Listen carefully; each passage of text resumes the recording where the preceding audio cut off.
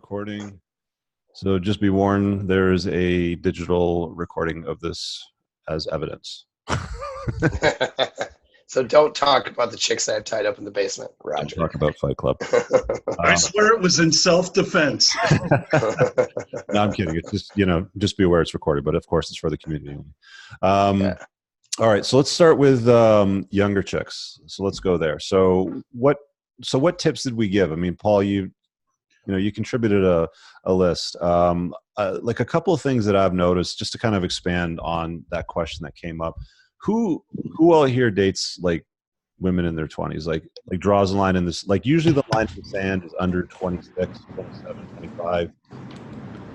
Like I found the sweet spots somewhere between 20 to 25, right? Yeah, it depends on that.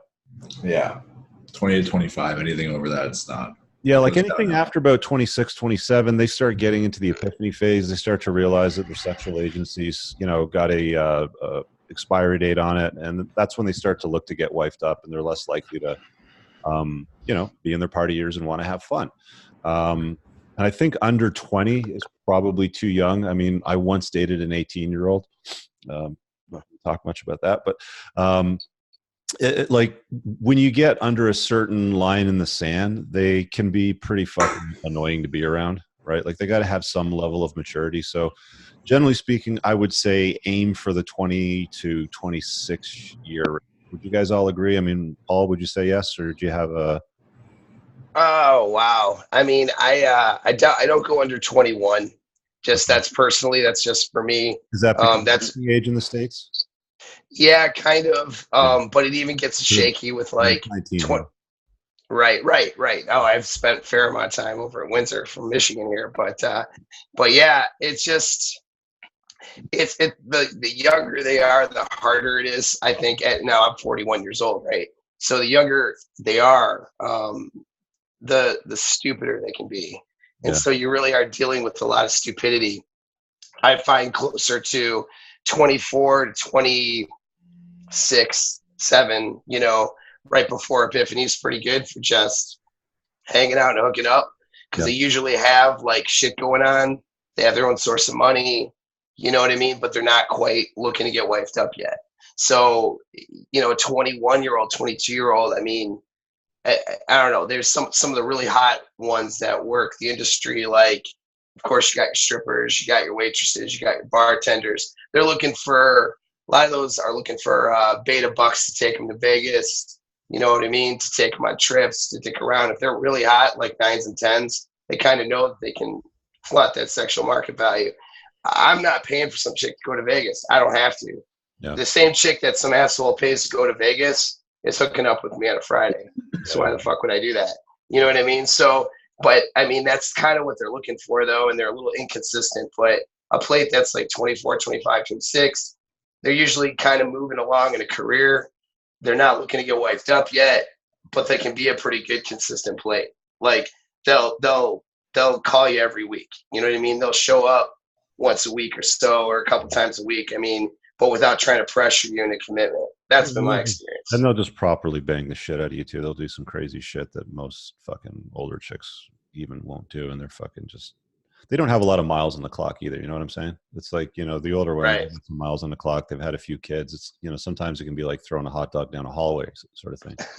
You don't get that with a younger girl. So I would definitely agree. So I would say the sweet spot would be, I mean, for me, I would say 20 to 26, but 23 to 26 is probably a better range if you want to narrow it down. So aim for that. Don't go too young because they're fucking pain in the ass. They're just dumb. They're just immature little brats, and you don't need any of that shit. Also, you want to make sure that I know the whole pickup artistry community uses that DMV or demonstrate higher value or whatever the fuck it is, DHV. That's one of the reasons. That's one of the attraction cues that younger girls have for older guys, is they see you as a man of like a seasoned stud, and you need to signal that you're a seasoned stud. You're not going to do so hot if you're trying to pick her up in your 40s and you're picking her up in a 1988 Hyundai Pony, right? She wants to know that you've put a dent in the universe and you're doing something of some impact. So How you signal that is entirely up to you, but success cues, I think you guys all know what they look like. It's obviously style, how you dress. If you're into watches, nice watch. You definitely want to have a look. You know, like Paul's got a look. Like he's got the I could fuck you up from 1,000 meters away and blow your head off look, right? I've got a different look, right? You want to have a look that you can fucking own that's going to turn them on, because although not all younger girls like older guys, there is a certain percentage of the demographic. I think I read somewhere something like it's 1 in 4 or 1 in 5 women in their 20s desire older men. And it's not older men by 5 years. It's significantly older men, like 15 to 25 years old. I got friends in their late 40s, early 50s that date women in their 20s, like routinely. So it's not like it can't happen. It just doesn't happen as easily as you think, but it does fucking happen really fucking easily. Amen to that, brother. Yeah. Yeah, it's Yeah. it's so easy. Like I can't describe to you guys how easy it is once you have an impeccable frame. Paul is an example. So Paul hits the arousal cues, right? Like there's the attraction cues, which you can hit as an older guy, where you're successful, you're driving a fucking Rolls Royce, you got bucks deluxe, but you may not be, you know, the greatest looking dude. Paul hits the fucking alpha Chad arousal cues and gets the fucking pussy tingling from that sense. I do that to some degree, probably not as good as Paul does, but you gotta figure out what your approach angle is going to be and who your target is and what turns them on, right? I feel like I'm talking about like Top Gun here or some shit. All right, Matt, I can take a shot from here. Get the fuck out of the way. You guys get what I'm saying, right? Like know your target, know your look, know your approach angle, and what it is exactly that you're doing, and be fucking totally cool with it, you know, when you get shot down, because you will get shot down. Again, like let's say 1 in 5 women that you approach are even going to dig an older guy's vibe, but when she does, man, she's going to do some dirty shit, man. She's probably got daddy issues too. I'm not going to lie. What do you find with that, Paul? Do you find they got daddy issues a lot? I would say half and half, but I mean, I would say a fair amount do. But honestly, like it's when you just come in and you hit those arousal cues, they don't fucking care. Like as long as you have, you give them the stuff to they'll rationalize anything.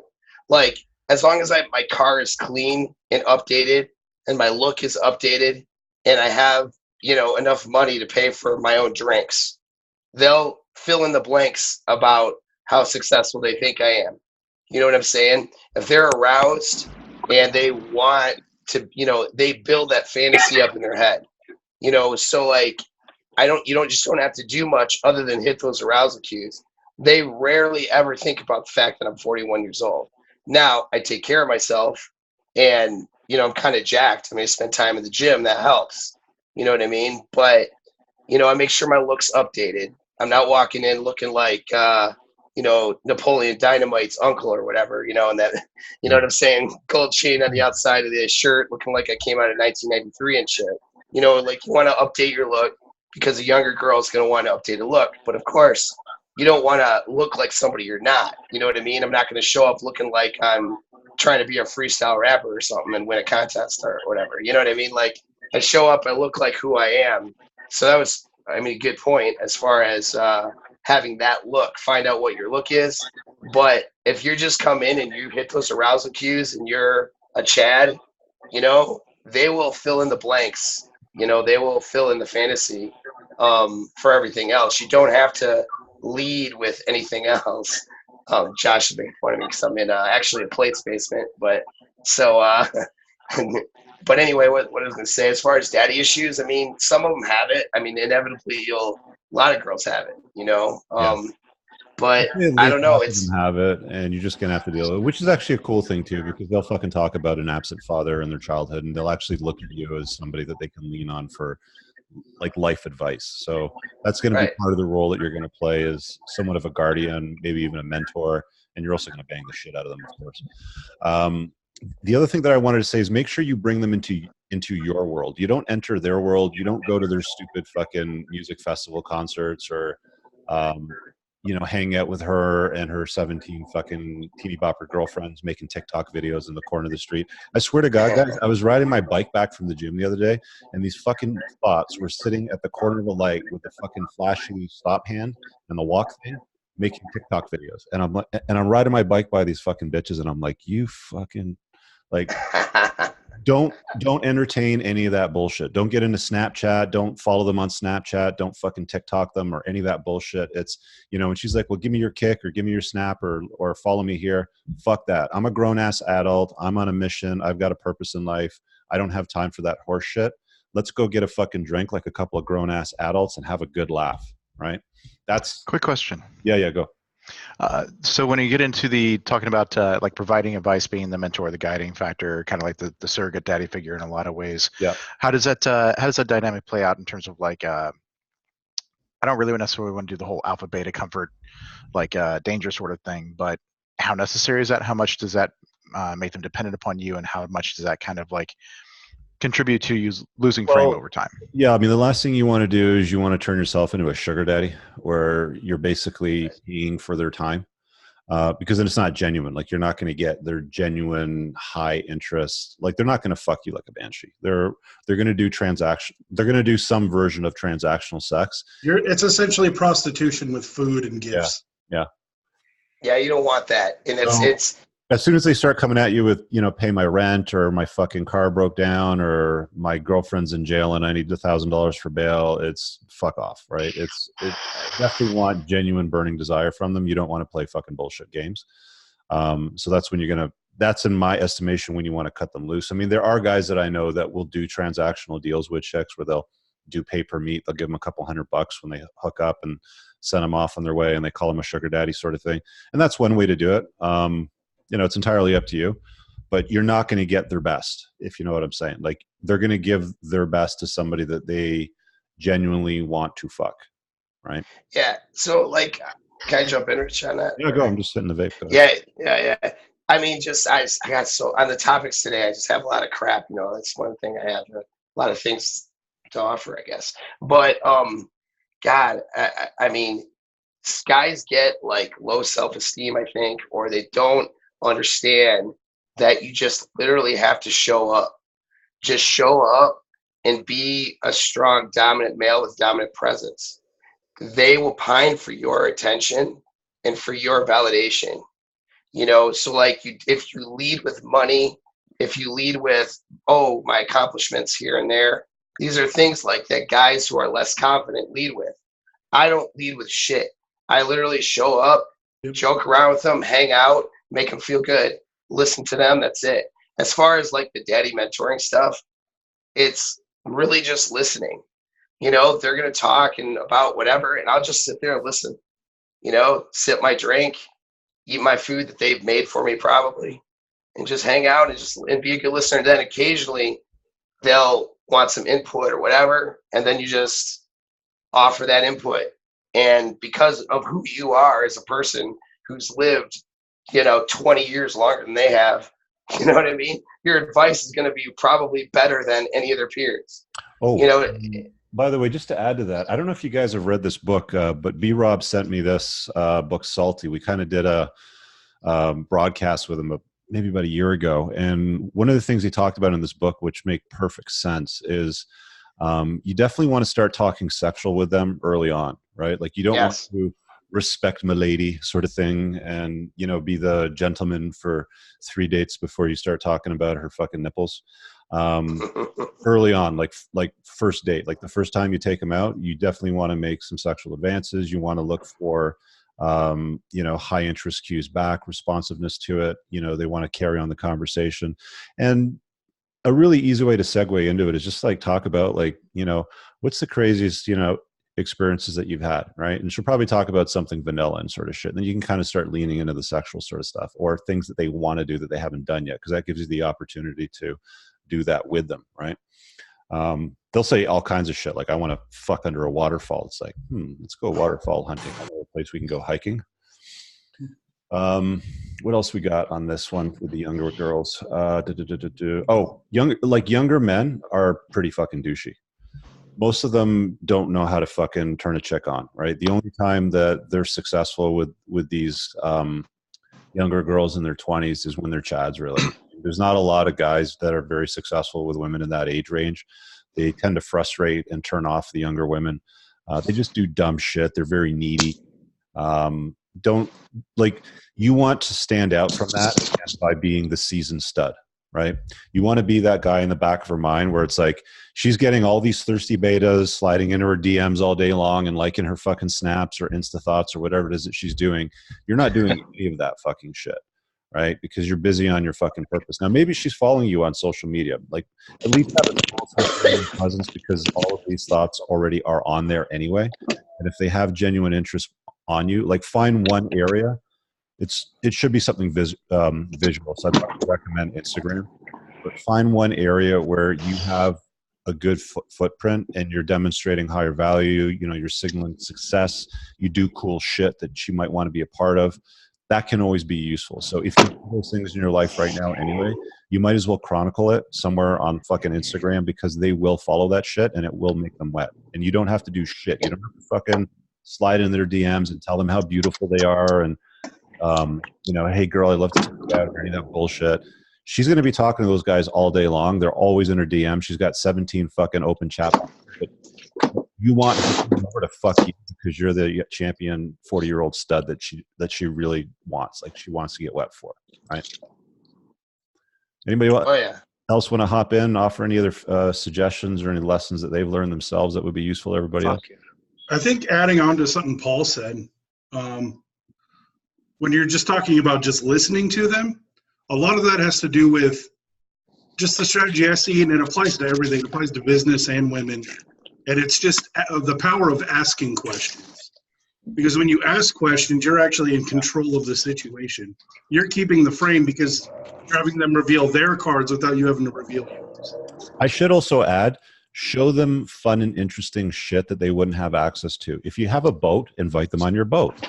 Right? If you got a nice fucking car and it's a convertible and she likes nice cars that are convertibles, hey, let's go for a fucking drive. I know a great place we can go for a hike, and later you're banging in the forest, right? Like, you need to entertain them. Cyndi Lauper, her song, Girls Just Want to Have Fun. I mean, most of you older guys here will fucking know that shit. They just want to have fun. And a lot of the younger guys don't do fun shit. Like, they're doing shit, like playing fucking, I don't know, Twitch or some shit, like 17 hours a day, right? That's not turning her on. Yeah, experiences over money. Okay. Experiences for sure. Yeah, I mean, it's definitely don't do transactional, because it's the experiences that you want her to keep coming back for, right? And by the same token, guys, make sure you're not like going out with fucking people that are like really annoying you and draining your batteries. Like, if you're going out with these fucking whores and you're like, I can't sit around this fucking chick for another minute, then don't do it. It doesn't matter how great her tits are. Trust me. There's another one that you can have a good conversation with that has the same. Hey Matthew, would you mind muting your mic, man? Oh, sorry, I pressed it on the video, man, and I turned off my phone. Here, I'll just mute you. There you go. That's not how that was. Who else wants to chime in? So I gotta say, I've found that teasing them works insane, like absolutely insane. It's the more you tease them, the more you're not qualifying to them, you're making them qualify to you. And yeah, they're like neg hits. Like, neg hits work really well on younger girls. Absolutely. Yep. And the thing is, it doesn't even have to be a neg hit. I mean, it can be, but it's how is it? Charm is treating women like little girls. And it's like little sister. I gotta say, you know, Turd Flinging Monkey was right. Women are basically children. Yeah, for sure. Well, sorry, go ahead. No, go ahead. Yeah, it's like a lot of guys will see, you know, especially if they've had dry spells, got out of marriages, whatever it may be, they'll see a hot, you know, 25-year-old or whatever, and they're considerably older. And it's like the guys are intimidated by her because she's hot, which is unreal to me, because she's not accomplished shit. Like, she doesn't have shit other than genetics. So like, you have to approach these things like you're fucking better. You know what I mean? It's her hypergamous hindbrain is going to draw to you because she thinks you're better than she is. Exactly. Yeah. And so as You soon got to as use soon as you hypergamy to your advantage. Remember that, because they always want the best provisioning male in their life, right? That's a great point, Paul. Thanks for bringing that up.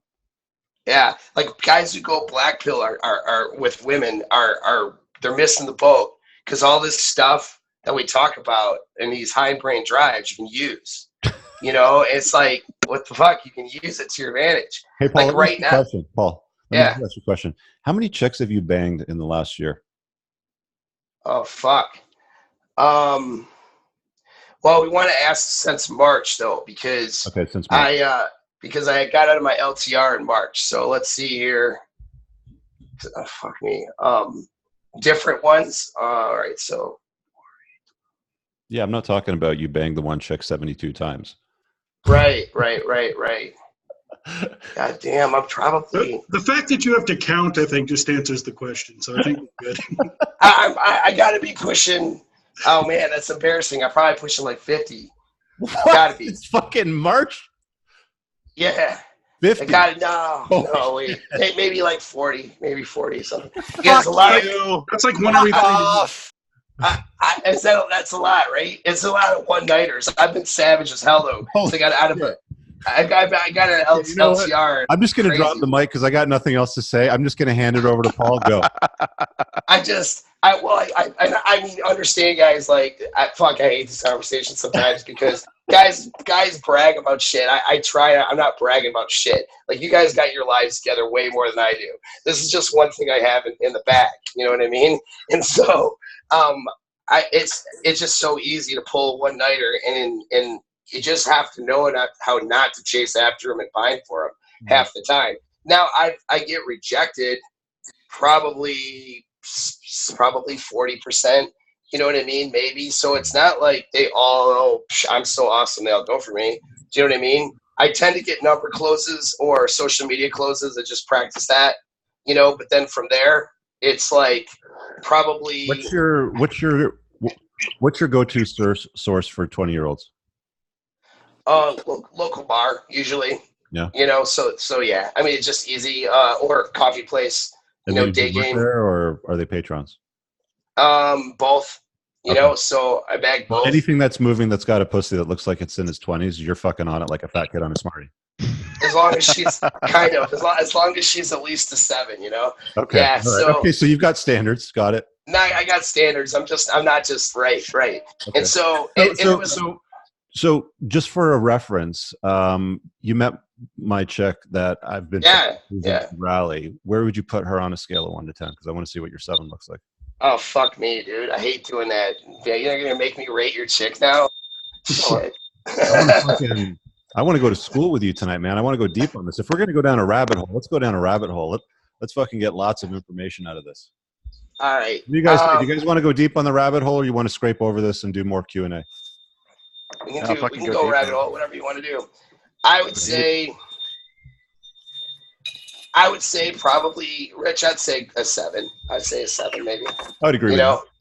Yeah. Yeah. She's cool as shit though. Like, dude, a good 7 is better than a shitty 10 any day of the week. All day long. Any day of the week. And okay. Our female voices in there. Eric, I'm just going to mute you. I guess you got somebody in the background that's talking. The mic's picking up on that. You don't want that. This is top secret. This is top secret shit. It's fucking I know. Green Beret material. I could tell you, but you're going to die. I got to send somebody after you. So you're sourcing them from the bars. Okay, so maybe we can do this as like an interview, so we can get some fucking good data out. You know, cool. Let's do it. Okay, because I mean, you're obviously the expert here. I mean, you've done fucking 50. How many of those were in their 20s? Well, I would say 80% of them. Okay, so you're mostly fucking under 30, and you're 41. Got it. Okay, so that's pretty fucking solid. And what is? The oldest is 36. That was my oldest. Okay. And what is your approach angle? Varies. So normally, so first I dominate entire room. I go to places that I know people. I tend to go to the same places. Some of that's because of my background. I don't like to go places where I go, but I mean, I'm not going to go. If I can avoid it, I'm not going to places where I don't know anybody and all this shit. Detroit area, you know. I mean, it's okay. I can. It's just I prefer to go places where Okay, so I you're the big know. guy in the room. Yep. Okay, so And I so don't see this. first of all, it's how I stand, Yeah. how I talk, all that shit. If I hold a drink, my drink's down by my side. Yeah. I'm standing upright. I talk like this. I take up space, and I don't think about this. I had to deconstruct this later. Yeah. I got to apologize about my voice. I'm dealing with a respiratory infection, getting over it, but which What hasn't happens stopped when me, you by the suck way. 50 pussies since fucking March, man? You get respiratory infections. I know. That'll I fucking know. ruin you. Might be some Right, yeast in there right. too. You never know. Yeah, I gotta wear a fucking Like I've had some latex good outfit. tears. Like I've had some good tears in my life, but I've never had 50. When you say it was March, April, May, June, July, it's fucking 5 months. You fucked 10 chicks a month, basically, Yeah. for the last 5 months straight. Richard, the accountant here has pulled out an Excel spreadsheet, and he's averaged a girl every 3 nights since March 1st. So, just saying. Wow. So I guess I didn't even think about it. It's weird being put on the spot because I didn't even think about it. Because I'm like, holy shit. Somewhere between, Paul, yeah. Yep. I would totally redo this entire interview again, but live on the channel, and we'll mention we'll mention your YouTube channel because I think this conversation would be hilarious. I think it would be hilarious. We would completely be demonetized, but that's fine. Let's do it. Yeah, but let's do it before you get deployed then, because I think this would be another like really good story to tell. Oh, and I'll have contact. I plan to have contact even when I'm overseas. It'll just look a little weird. Okay, cool. So, yep. But anyway, what else do guys need to know about like getting them? Okay, so I'll just go from. Let me go from like start to finish on Impossible Thing. That's cool. All right, so I walk into a room. I don't immediately start fucking thirsting after chicks. I don't really give a shit. Like I really don't give a shit. If I don't meet anybody that night, I don't care. You know, but I always meet somebody. Solo, or do you have like a wingman? I go solo a lot, which is why I go places where I know people because I have friends that go there too. You know, so certain places I frequent. I got my cigar place, which is mostly men though. In the cigar place, I get actual work done there. But the wait staff there, they're pretty hot. So that's happened. With the wait staff there. Then I have a couple of bars and stuff I've gone to that I do work in the day. I'll do all my shit on my computer in a coffee place. And so I put myself, so first thing is I put myself in high traffic places to do work. So I'm there to get my shit done. If I don't meet somebody, I don't meet somebody. I don't care. You know what I mean? But evening times, especially lately, being single guy, I got my gym time in. I know I should be probably more focused on other goals. But because of a deployment, we'll just say it on the thing, I'm fucking deploying to Afghanistan. Because of the deployment coming up, and it's a high-risk tour, I kind of don't give a shit. I'm going to go out and have some fun. Do you know what I mean? And I have goals I'll work on with the channel and stuff while I'm deployed. What the hell are you going to do when you're deployed? You got like a fucking Afghani whorehouse, or you're going to like bang a flashlight? Like, what's your plan? I'm pretty sure it's going to be, this will be my LTR right here. Maybe I'll bring in a friend, I'll have a threesome right there. There's a couple of decent, you're right. I mean, something could happen with, there are females there, but I kind of don't want to shit where no, that's what it means. And I don't care. You know what? I don't care. That's another thing. I don't need it. I like it. It's a lot of fun, but I don't need it. I think guys get like, I don't know, too attached to the outcomes. So let me take you back to the getting them to the bedroom. So your strategy is, okay, you go out, you're the biggest guy in the room, you're shooting the shit, you're dominant. What's up, baby? You want to come back to my place? Like, how do you transition? How do you do the venue change? I mean, do you do it the same night? Do you like a same night lay, or are you just getting a number and then hooking up with them later? It depends. It depends on the vibe. So I pay very close attention. I pay attention to body language. I pay attention to visual cues. I pay attention to how they're responding to my voice and the things I'm talking about. If I'm talking and moving into a sexual nature right away and flirting, and they're responsive and they're flirting back, those usually or often can end in same night scenarios. You know what I mean? I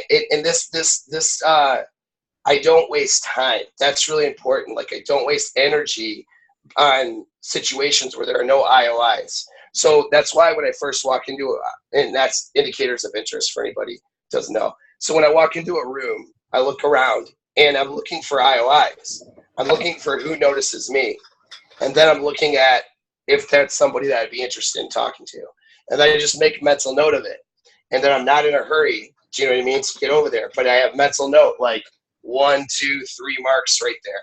Yeah. You know? So I talk to my bartender friend. I get a drink. I'm talking to my other friend that's there all the time. Whatever. I might go outside, you know, and see somebody because they have a patio, you know, go see what's going on over there.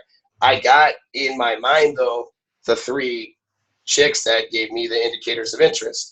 So when they give you an IOI, if it's pretty solid, like a definite up and down look or whatever, it doesn't fucking matter what you say. You just have to say it with confidence and go up. That's it. You don't have to have a line. There's no hook or anything like that. You know, so it could be 2. Yeah, we lost him. Ah, fuck. You're just getting good too. You're talking, but we can't hear you. Yeah. So there could be 2. So just back up about 15 seconds on that speech. Yep. So look for IOIs. So IOIs can be simply like this. Like she's sitting there and you walk past and she just kind of, her eyeballs do one of these while she's talking. That's it. If you're sitting there talking and she kind of moves, if she points at you with her legs, that's another one. Pointing at you with legs and feet is huge. Revealing the neck's huge. That's the one I always look for. Yeah. You know what the placement is and what part of their neck they're showing? We actually have Chad Thundercock in our fucking men's community. We actually have Chad Thundercock in here. An IRL, yeah. In real fucking life. Anyway. Oh, Jesus Christ. Okay, so you're the IOIs, yeah. Yep. And so it depends now. So now I'm going to approach. So there's a couple different ways. One is I can go directly if they eyeball me and if they give me like eye contact, you give them eye contact, give them a smile, like a nod like that, but you stay locked on their eyes, right? Now, if they look down or look away. Oh, fuck. No, I'm here. The guy, you know, my fucking people are trying to call me on this phone. I'm getting pissed off. So, sorry. So, anyway, so yeah. All he can't do his presentation on bitches because bitches keep calling his phone. That's kind of what's going on. I'm not even kidding. So, you know, so I forgot to put it on Do Not Disturb or some shit. Anyway, so yeah, so I can go in, direct in, lock eyes, walk up. Hey, how are you tonight? That's it. You know, it's just total alpha. How are you tonight? Oh, fine, whatever. And go, you know, and then you just pick something and talk about it, whatever. Well, what brings you here? It's a Tuesday night. Shouldn't you be in bed? Whatever. You know, something like that. I don't have lines. I have to reconstruct it later, what I actually said. But that's the direct approach. That's like a predator in a prey scenario. You know, if she is looking at you, eyes down, or if she does eye lock you, then she's actually trying to see if you're alpha enough. And so you just go right in and your fucking direct approach. Now, if she's not giving you IOIs, not eye contacting you, don't fucking walk right up to her like this and never walk up behind a chick. So what you want to do is you want to slide in next to her. All right. So if I have two chicks at a table like this, like I'll come in and I'll sit, or I'll grab a chair, plop it right down next to them, and they're right there. And they're here, and I'm here. I don't want to hover over her. You know what I'm saying? And lean in and all this stuff. You know what I mean? I'm not her waiter. You know, I'm not her beta male who wants to go get her a drink and see if she needs any food. All right. Like I put my chair down, like I'm in fucking charge of this place. And I sit right next to him, and then I'll just start, you know, talking or whatever. So body placement and placement of like where you put yourself is a big thing. If she's at a bar, slide in next to her. So another one too. It's like, you know, and I'm trying to show you guys on this phone here, but you know, like if she's here, I'll slide in, like I'll come in on an angle and then boom, I'm here. Do you know what I mean? I'm next to her, and then I might just comment or say something or whatever. You know what I mean? And it just, so that's another approach. When you put yourself on the same side, you know what I mean? Then you can have this conversation, and it resonates in her brain that she's on, you guys are out together. You know what I mean? Versus in front of her where she could be either intimidated or, you know, and intimidation is actually good It just depends on what she's responding to. But she might be like not, unattracted and start putting up barriers because you're in front of her, and it turns into an interview scenario. So you put yourself on the same side. Now, I know this is all like real specific shit, and I know it may sound like trivial, but it's really not trivial. It resonates with them. And so as she's talking, so a normal thing, first thing is she's over here not paying attention. You slide in next to her, you say, hey, how's it going? Whatever, right? She turns like this, then okay, cool. So now she's turned into you, and her legs and body will turn into you, and then you stay on the side of her, okay? So what that does is she's facing you.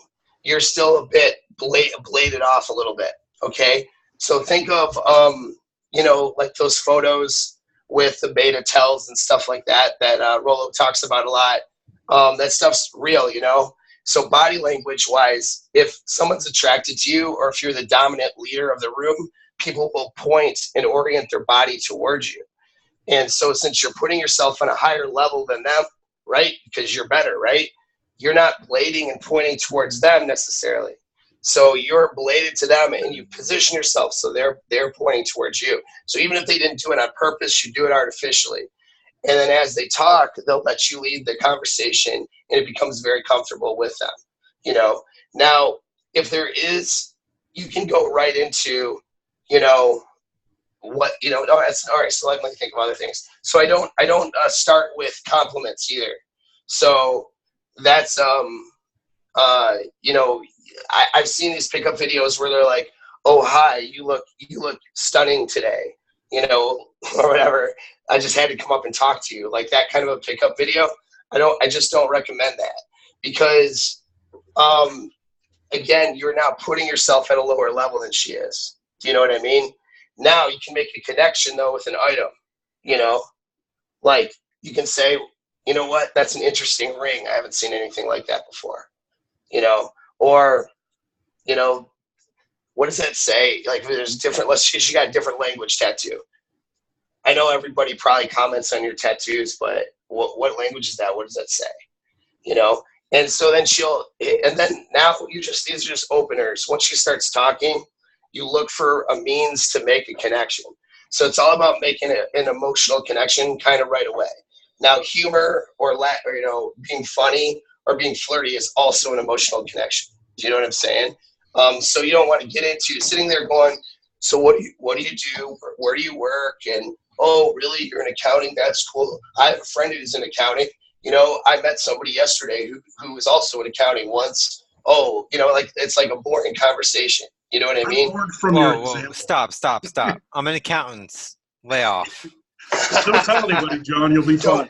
Do not tell them that. No, I mean, being an accountant, it's like, doesn't matter, but you know what I'm saying? You don't want to sit there and just tell them, like, listen, if you're an accountant, what you do is you tell these bitches that you're a forensic accountant for the fucking government.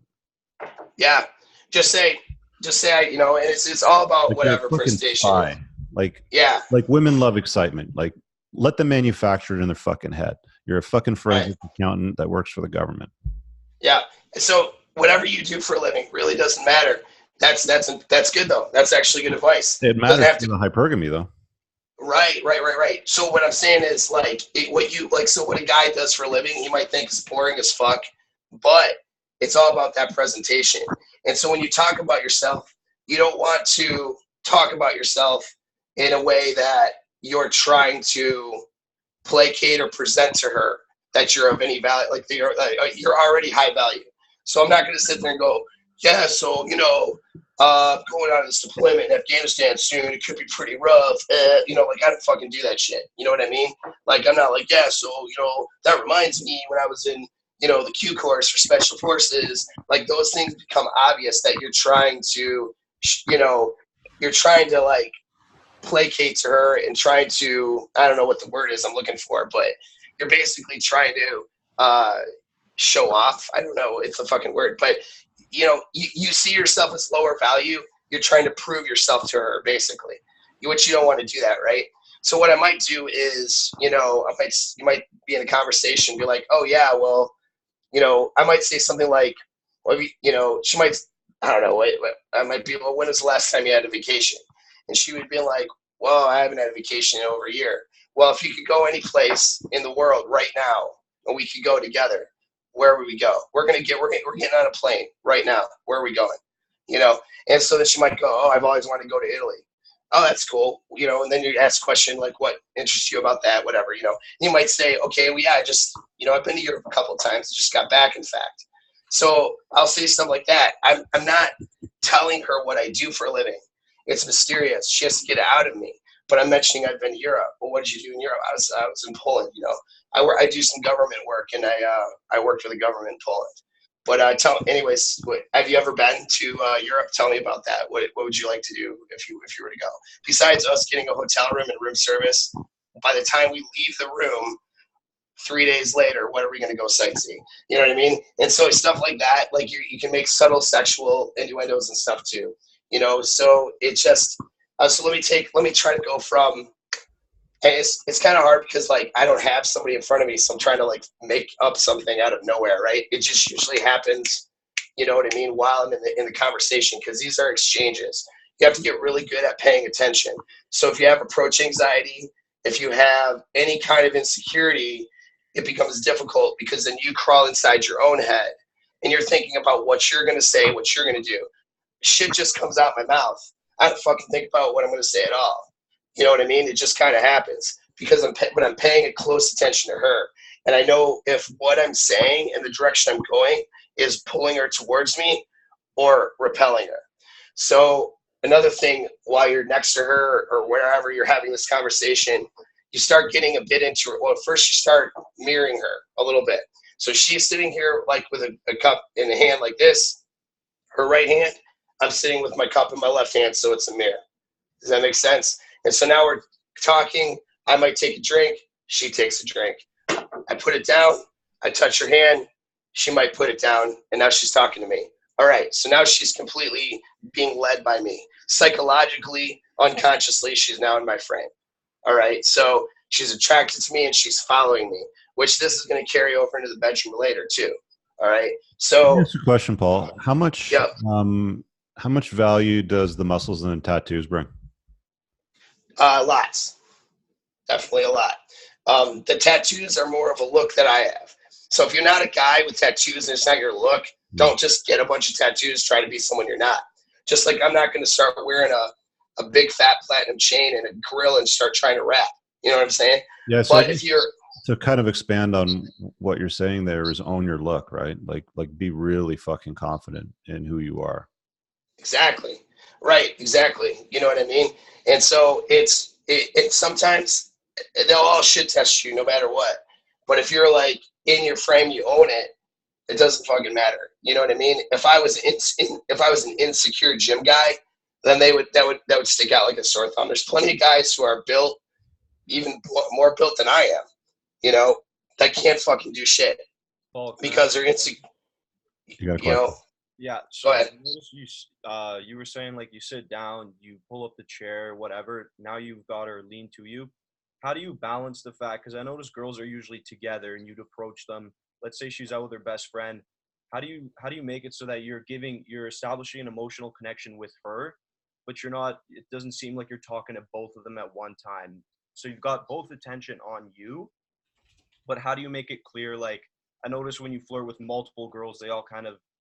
How do you make it like I'm trying to get with her and make it clear, but still not without shunning the other friend out or without alienating her friends? Yeah. So here's the first thing: is Paul just fucks them. He just brings them all back and has a big fucking. He just runs a train on the whole thing. That's right. Just prop them up and set them up so I can knock them down. No. So first of all, pay attention to. Like if it's a group of 2 or 3, pay attention to all of them, not just the hot one that you want. You know, so that's kind of important. And the other thing is let me ask you this question, because I find that after a while, like you kind of run out of inventory based on the radius that you work in. Like a chick every 3 days is a lot, right? I mean, I've done good numbers, but not a chick every 3 days. It's fucking like you burn through the fucking demographic pretty quick at some point. Like, don't you find that? Probably going to be in a heavily urban environment. Yeah. Yeah, like, Yeah, so downtown Detroit, or where do you live? City, it's fine. yeah, so I'm in a pretty populated area, right north of Detroit. Yeah, You know, so like I live in the suburbs, and I fuck through everything in like a few months. right, yeah. So I mean, I'm definitely in areas that are highly populated, highly trafficked, Okay, and so there's that another helps a fucking lot. tip there too. Is just put yourself in a place where there's a lot of opportunity. Yeah. Right. I mean, Right, if you want to right, score a right. goal, you got to get on the ice and get yourself on some good ice if you're going to play hockey, right? Like I'm downtown Toronto. I don't even have to leave my building really. Like I could between buildings in a month. Just Gotta pressure work on dick that against the elevator glass. Yeah. So then, what would you suggest for people who are kind of like out in the burbs or in less densely populated areas where like you have to drive 15, 20 minutes just to get to anywhere where there's a significant amount of The people? problem with the burbs, from my experience where I live, is there's not a lot of fucking young chicks. I mean, the ones you'll get might be in their early 20s and they're home from college, or they're skipping a fucking semester, or they're just idiots. Yeah, I assume the most of them would be moms. Yeah, a lot of single Trying to get moms, into a lot of suburbs. fucking single moms, right? And you don't want to fucking get too tightly involved. Like I always say, play them, don't date them. Yeah, so gyms What do you do though, with single moms though? Like, what's your role with single moms? How do you handle those? the plates, I don't care. Just play, just no Right. fucking, no benefit. Don't for care. that. Hey, Paul, do you Nope. want to come to Billy's Chuck E. Cheese party on Saturday? I think it'd be cool if you met him. He really likes tattoos. They Sorry, never I'm going out ask with that Serena. shit. They don't. Yeah. They even know better to fucking ask. They're like, Right. "You can ask him." They really do though. They really do. Because I still want to get my pussy pounded. right. Because the vibe I get off, the vibe I give off is that, like, I'll tell you right now, she's upstairs right now. Hopefully she's napping and not listening to me on this thing because it's a little awkward. She's But always listening. She's always listening. probably. That's okay. She's the shit, though. She's awesome. There's probably like a And microphone so, behind you that she's listening through. Baby monitor. right. I'm GPS tracked, on my my phone's being gone through. No. But yeah, so so just her we're just talking like later and stuff, and she's been pretty consistent plate, right? And so she's like, yeah, when I first saw you, I thought, damn, I bet you that dude can fuck. That was her fucking exact words, because of just the way that I physically dominate the room. You could And have then I called her sat in next. like 15 minutes. Like you could have had her fucking in the bathroom within 15 minutes. Once you hear that, you're fucking solid. Right, exactly. And so like I'll go through a scenario where, okay, so it was a after party get together for a company that I was doing some work with, fairly recently, and it was tied in with the real estate, company. And I go in there and, again, no preconceived notion of anything. I'm talking to everybody. I'm just being social, whatever. And some chick comes in, and the way she looks at me, I can just already tell the way she's looking, body, stuff. And so she was then playing pool. They went off in the corner to play pool at a pool table, her and a friend. And so, I came over there. I don't remember what the fuck I said. I know I gotta get better at that. I have been getting better at that. But she's, I don't know, she's playing pool or whatever. I think I neg-hitted her or whatever. And then I'm like, yeah, so, you're going to crush me in pool? I'm like, yeah, I don't fucking think so. You're a chick. Something like that. It was something like that. And she was just joking around. But I remember I put my hand on her waist. And then she just sort of, like, while I was talking. So that's another thing, Kino, right? And so, like, knowing how to escalate, touch and stuff like that. And you're also escalating verbally. Everything is an escalation. It's the boiling the frog scenario. We talk about betatization of 1,000, by 1,000 concessions and boiling a frog in a marriage. Well, you do this in pickup. So you just take all these things and you switch it around, use it to your advantage. So like, there's her in the bedroom and there's me in a bar we just met. There's a gap I have to bridge, right? And so all I have to do is take a couple steps forward, and then as soon as I feel any little resistance, boom, you come back. Then she gravitates, and then you take another few steps forward. Feel a little resistance or whatever, pull back. And that's all it is, So Kino, it starts, I'm talking to somebody, I might just tap them a little bit while I'm talking, like here. So if she's talking about something positive or whatever, I'll tap her while we're talking. And oh yeah, that's fucking crazy, whatever. I just kind of tap her on the wrist. If we're standing, I like to tap on the top of the thigh with my hand, And so then as we're talking now, I can starts a little squeeze on the wrist or a little squeeze on the thigh or on the waist, or if I'm gonna go, we're talking and I'm like, hey, I'm gonna go grab another drink, and I'll grab her waist for a second. Hey, I'm gonna go grab another drink. I'll be right back, and I'll just give her a little bit of a squeeze, you know. And so these things start escalating, and she starts getting more and more comfortable with that touch. She starts getting aroused by that touch, and then she starts to gravitate more towards you. Next thing you know, when you're talking to her, and again, that same thing, I'm bladed, she's facing me, now she's pressed against me. You know what I mean? Or it's getting to that point where she's pressing. And so this particular thing, it was, we're just hanging out a little bit. It's like blah, blah, blah. It's fucking boring. I can tell they're bored. And I said to her, I'm like, you are so fucking bored right now. She just starts laughing. I'm like, this is painful to watch. And she's like, yeah, I just, you know, I'm just here because of my company and all this stuff. And so you have to know when to go mode 1. That's another thing. Mode 1 is good, but a lot of guys are like coming, I don't know what the fuck they think this is. Like, you're just going to walk up to a girl in the grocery store and be like, hey, I'm going to fuck your pussy, like whatever. Like, no, that's not how you do it. All right. So it's gravitation. You're talking. And then I said, well, so what I said to her is like, you look so fucking bored right now. And then she was laughing and goes, yeah, I'm like, you want to get the fuck out of here, don't you? And then I just kind of grabbed her and I pulled her towards me. So it was like this close to her. Oh, well, let's get the fuck out of here. You and I, let's go. She's like, oh, okay. All right. I'm like, well, then we'll get out of here. You and I are going to have a better time. She's like, oh, okay. And then she's like, let me, you know, say, let me check in with my, you know, person I'm working with and this and that. I'll, you know, meet you. Where do you want to meet? And so now I do a venue change. So then we did a venue change to just another bar, you know, where they had like more food and shit, whatever. And so she left, you know, we exchanged numbers real fast. She left, met me at this bar. We got something. Now we're talking more and more. And now she's practically in my lap while we're talking, right? So now the keno is escalated. If the keno is escalated where she is practically on top of you, that's the same night close probably, you know, which this was too. You know, so we're doing this, and I'm just like, all right, you know, I'm like, we ordered a couple things. I'm like, you know, we're just talking, and now I'm escalating a bit sexually the conversation, and then I'm just like, okay, well, we're gonna grab a hotel room nearby. She's like, what? I'm like, yeah. I'm like, we're fucking doing this right now, and that's all I said, you know. And then we're in a hotel room, you know. So that's like, and I knew her we were in the hotel room in about an hour and a half, all right, from the first meeting. So from first meeting, we went from meet to hour and a half later hotel room. So it can escalate that quickly. That's not normal, but that does happen frequently enough. You just got to know when she's giving you the sexual signals, and you go mode 1. Yeah, the other thing to look for too on when to go mode 1 is chicks, like visual ornamentation goes up significantly when chicks are ovulating. So they'll wear lipstick, they'll probably wear hoop-de-hoop earrings or some shit. Their fucking eyes and hair and everything will be done to the fucking nines, right? Like they'll be done. Like that's when they're ovulating, that's when you go mode 1. If they're fucking just like kind of frumpy looking and not, you know, looking for too much attention, yeah, you're probably better off going over to the chick with the lipstick on in the corner. Yeah. Oh yeah. Yeah, she'll signal, you know, with all those things. And the other thing, it's like you just throw it in there sometimes as if it's normal conversation.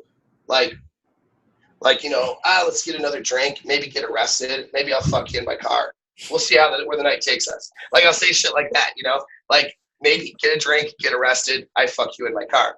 You know, and it's like, haha, wait a second, are you gonna fuck me in my car? Like, you know, it's just kind of like you plant a seed by kind of joking around like that. You know what I mean? Yeah, sexual very quickly. That's fucking awesome. Right. I have a question for you guys, because I want to do 2 hours tonight, and I kind of want to start to segue into the more like frame shit.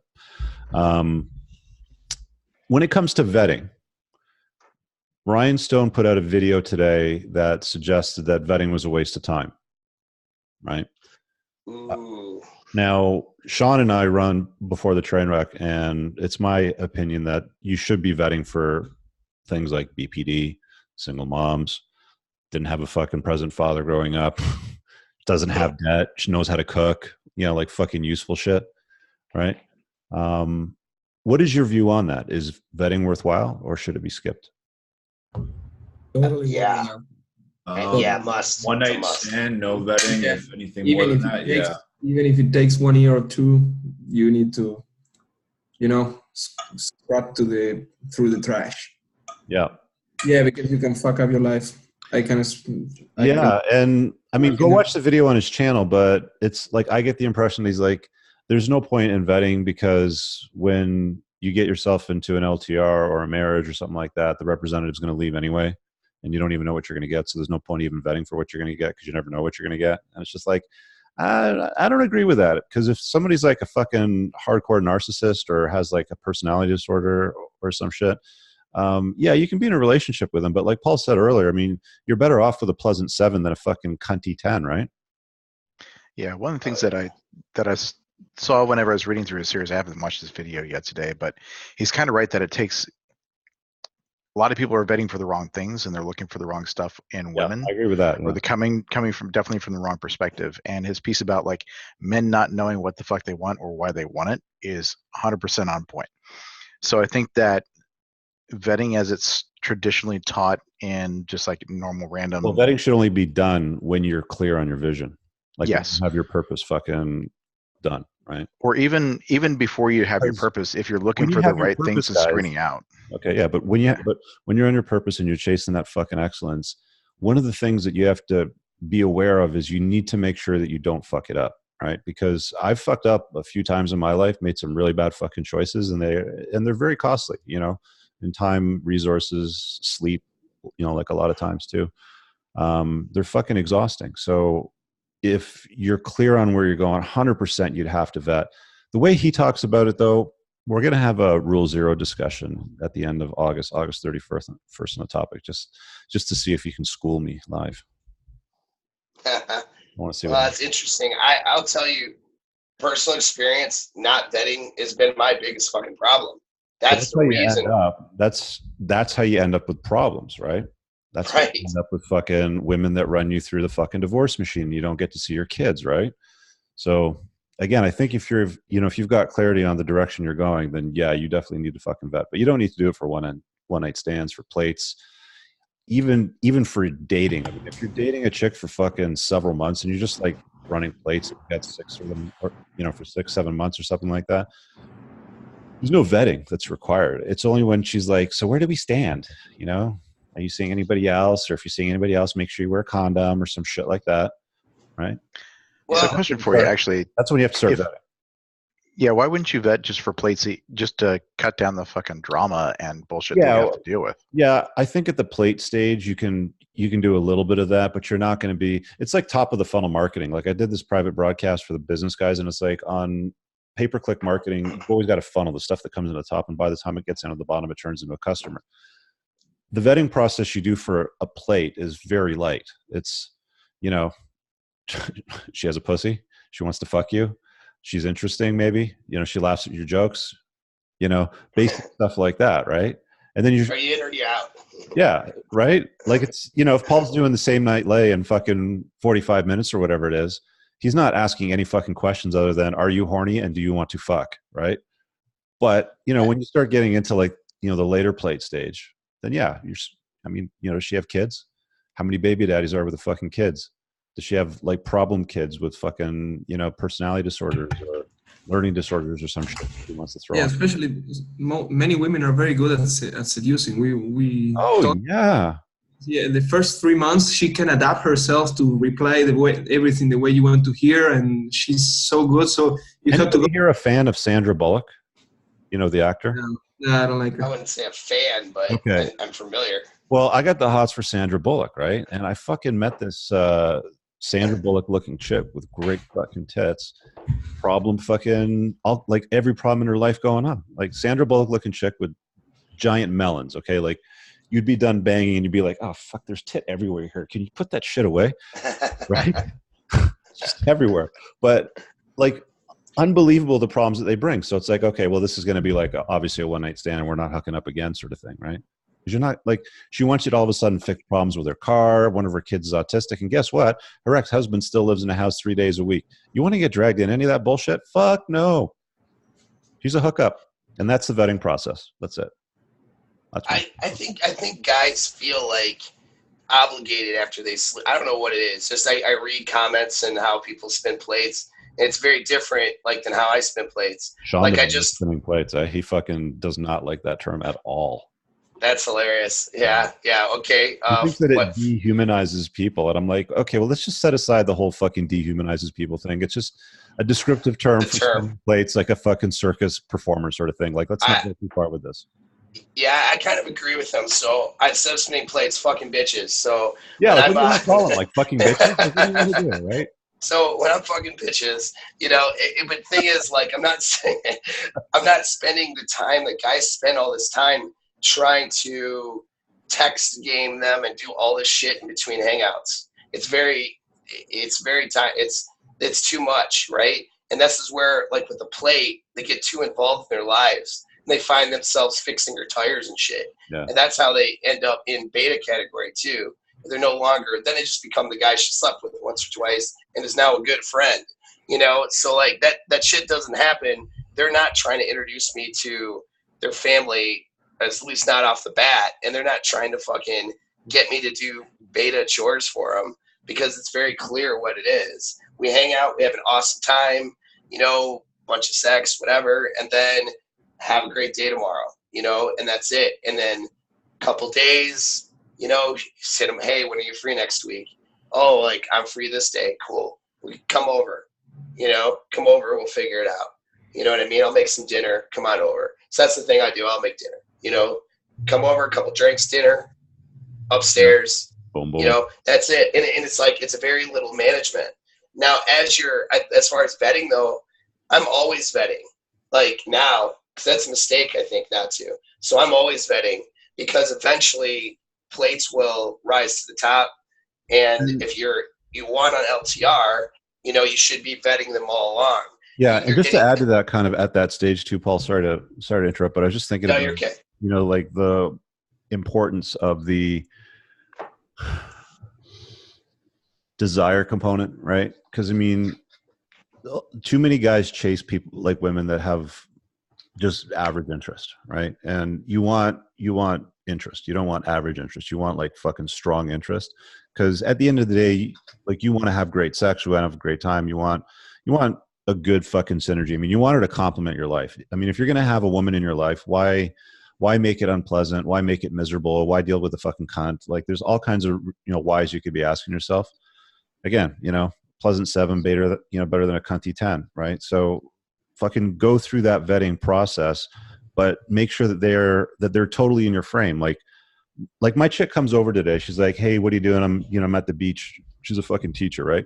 You know, I'm at the beach. I'm like, I'm fucking busy, bitch. Like, I'm fucking working. I got things I got to do. I'm swamped. And she's like, I want to get my shit. I'm like, all right. She wants to get laid. And then she cooks, cleans, and then fucking leaves, right? No stress, no drama, nothing. Vet for women that want that, like, what did Robert Glover say? Choose women that choose you.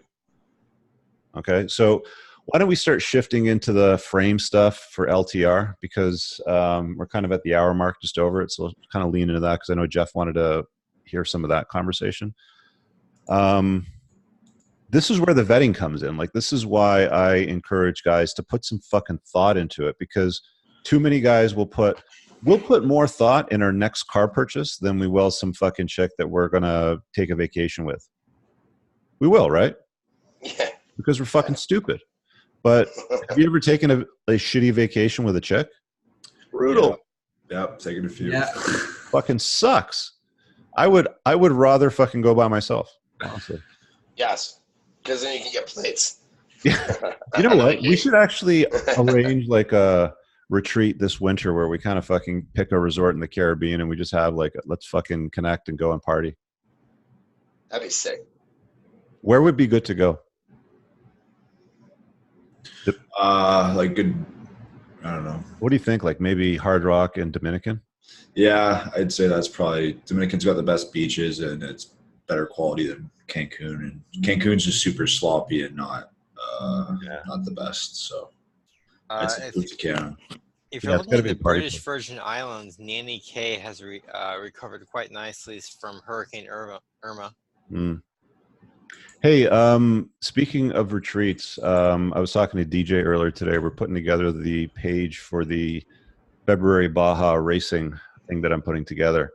Price point's pretty high though. It's about $9,000. So if you're interested, shoot me a DM and I'll get you more information. It's 6 days off-road racing up and down the Baja Peninsula, and I'll have some extra special surprises along the way as well that you guys would fucking love. So if you like fast shit like and off-road racing, hang me on that. So frame. So I'll boil down frame like this because I just like to simplify shit, because if you put too many layers in, too much work, it just gets exhausting. So you want to have a pleasant experience in life, I find. But just ask yourself when you're engaging with your wife, your girlfriend, your plate, your date, your multiple plate, whatever it is, who's operating in whose frame in transactions that you're doing. So start to break them down into chapters, right? Like she's coming over fucking on this night for this period of time. Break it down into a chapter and start looking at who's operating in whose frame. Because when you get into that perspective, that's where the alpha fucking card comes in, right? Like she'll be wet 5 years later down the fucking road and will come over and cook you dinner and clean up and fuck off and properly fuck you, right? And not get in the way of your fucking purpose and support that fucking shit. And she's not a fucking single mom either, right? So bet for that fucking shit, because when you get into the LTR stuff, if you decide to go there, and gentlemen, don't ever go there if it's enforced or pushed on you, or if you don't fucking, make me your girlfriend or stop fucking other people, then I'm going to have a hissy fit. Be very fucking clear on, the vetting side of that. But it's really just considering who's operating in whose frame in every fucking transaction, every choice you make, where you're fucking going. Just look at it for a few days, and you'll be astonished at how you flip back and forth from alpha to beta in that relationship with that wife, girlfriend, plate, chick. Rich. Yeah. Rich? Yeah, I can hear you. I've got kind of a unique story because I've been married for 35 years. Yeah, and let's hear it. I'm on the outlier side because all my experiences were back in the 80s. And my this girl that I met through my roommate, she didn't know where we lived. We had a brand new condo. They didn't even have the maps printed up with our address. She went to the fire department to figure out where our address was. The fire department knew, nobody else did, but she found us. And then, because both me and my roommate were in the Army, and she kind of knew that we were on and off. We had times where we weren't available, so we were deployed in the field for like 2 and 3 weeks at a time, and we'd come back. And during April, she hit us up with an Easter basket in Colorado Springs when it's still freezing out there, and she shows up in a Playboy bunny outfit with an Easter basket. Sorry, so who are we talking about here? Is this your wife? That's my wife. Okay, so your wife's still horny. Oh, yeah. And you guys have been married for 38 years? 35. 35. Okay, so what's your secret to keep it the frame? Like, I'm assuming that you're red pilled. So what red pilled you? Because for most guys, it's some form of trauma. So what happened to you? Like, what brought you here? Actually, I found your site about October last year, and I'm going, oh my God, is my marriage going to blow up based on all of your videos and stuff? And I basically did a back analysis I'm saying, okay, it's gone pretty good so far. What did I do right? I didn't do the trauma because I didn't have any trauma. I'm still married. And I think one of the key factors was when she met me and got to know me well enough, she said one thing, you're married to the Army before you're going to be married to me. So she knew I had my own focus and my own frame, and she decided to enter it. And she's been there ever since. So let me go back to what brought you to my videos. So what were you stuck on? What were you looking for clarity on that brought you to my channel? Well, I was looking at the car thing. So then, then I got hooked into your, divorce type stuff, and then the hypergamy, and then I went and hit your reading list, pulled the books, and read some of that. I'm going, oh, wow, has the world changed over 35 years? No, it hasn't changed. It's just that you woke up. Well, we didn't know about it back then in 1980. I didn't know what hypergamy was. I didn't know what spinning place was. I didn't even know what it was until 3 years ago. Yeah, so it was a shock to my system, but it wasn't anything that didn't make sense. Big shock. It makes sense. Yeah, because it actually works, right? You're like, holy shit, this is a superpower, right? Yeah. I got framed like a motherfucker. I got framed where a chick can come over, bang me, cook my dinner, clean up, and then leave and not give me any grief. Yep. All right. So that's what fucking frame is when you're red pilled, right? Absolutely. It's just being aware of who's running the show, who's in the driver's seat, right? Because you definitely want to be in the driver's seat, because not only is it useful to you and helps you complete your fucking purpose, because she needs to complement your life. You can't let her run the fucking show. Women cannot fucking run themselves. They need to be fucking in a strong masculine frame to be useful, right? You leave them to their own devices, and look what fucking happens. We have toxic feminism. They're dyeing their hair blue. They're fucking tattooing their entire bodies. They're fucking 87 guys in 90 days, right? Well, it's the other piece of that is we operate more like a captain and first officer, because I would say so, yeah. Because with 20 years in the Army, I'm not there all the time. In fact, my last year, I was gone every week for 3 years. Mm. And so you need somebody to kind of run your stuff while you're gone. But the decisions were always mine, with consultation with her. But I expected her to, step up to the plate and handle business while I'm gone. Mm-hmm. She does that? Oh, yeah. That's good. That's good. So who else has some experience to leave Jeff with for managing the frame of the relationship and making sure she's, contributing something to your fucking purpose? Like, she's obviously talking to your life. Before I was before I was red pill, and in my previous relationship, I can say that when a woman really respects your frame and values you as a male, she will abandon her family, her religion, her country, change careers, move on, anything. She will leave her friends. She will not have a fucking child willing for you. to sacrifice everything in her life to be with you. Correct. Anything. Yeah. So can I jump in a little bit on some frame stuff a little bit? Yeah, let's hear Chad Thunder. Yeah. Well, because you can't do what I'm doing if you don't have frame, and I do transfer it to my LTRs. My last LTR didn't break because of the lack of frame. It was because it was lack of bedding. She has an anxiety problem, an attachment disorder. Right. And that's exactly why you did that, correct? Right, exactly. And so and I broke up with her because of that. And she still is trying to be in my life in some way, shape, or form, which is fine. You know what I mean? It's fine. Too. I'm letting her. Yep, absolutely. But actually, it's a benefit to me, though. No, I so know. at this point, it's actually a benefit to me. And anyway, but I came to a conclusion, though, and I knew this from a game perspective, indifference, right? Like, I got that from a game perspective, but I really got deep into how to embody that indifference with a woman and how important that is with frame control. Because you got to look at it like this. Everything she says about you or to you is bullshit. 100%. Everything she says is bullshit.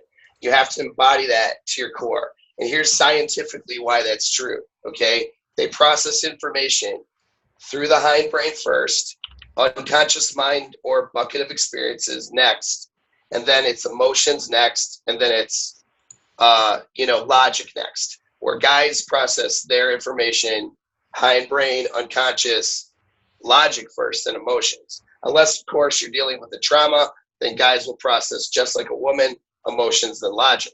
All right? But the point is that every thought that goes through her head passes through an emotional barrier. The nature of your relationship with her is emotional. So she's in an emotional bond with you. So it's passing through a thick emotional barrier before it gets to logic. So what that means is when she feels good about you, when she feels positive towards you, then you're the, you know, you got the biggest dick in the world. You're the best guy. You know, you're the best to her. You're so good. You treat her so well, all this stuff, right? When she's fucking pissed at you, when things aren't going well, you're a piece of shit. You're a narcissist and you're selfish and you never listen, right? And we've all been there. We've all seen that. You have to understand there may be kernels of truth in anything she says, positive or negative, but it's inconsistent. You can't rely on it. Because it's passing through an emotional barrier, it's total bullshit. If her emotions are high for you, she will rationalize that you're the best dude in the world. Think about all of these relationships that you've observed where the guy's actually abusive, right? The guy's abusive dude, he hits her and stuff like that. And when she's high emotionally for him, she'll defend him. She will rationalize how she's a good guy for her, right? But of course, if she's not feeling great about that person, then she'll rationalize the other way. She does all the work for you.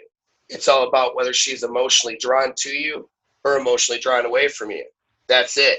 Well, what happens as guys is because we were raised by moms, right? We had women in schools, and we learned to, as children, seek validation from a woman because they were generally in our leadership.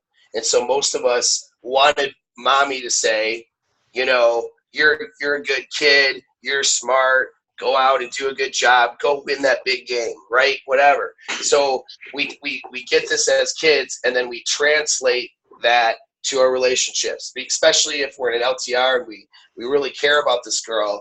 I mean, so okay, you respect her opinions, and you want to know what she has to say. You want to make her happy because you know you're in an LTR with her, all this stuff. So then when she comes at you with a bunch of bullshit, or she starts testing your frame or whatever, guys tend to internalize that, you know, and they tend to take it personally.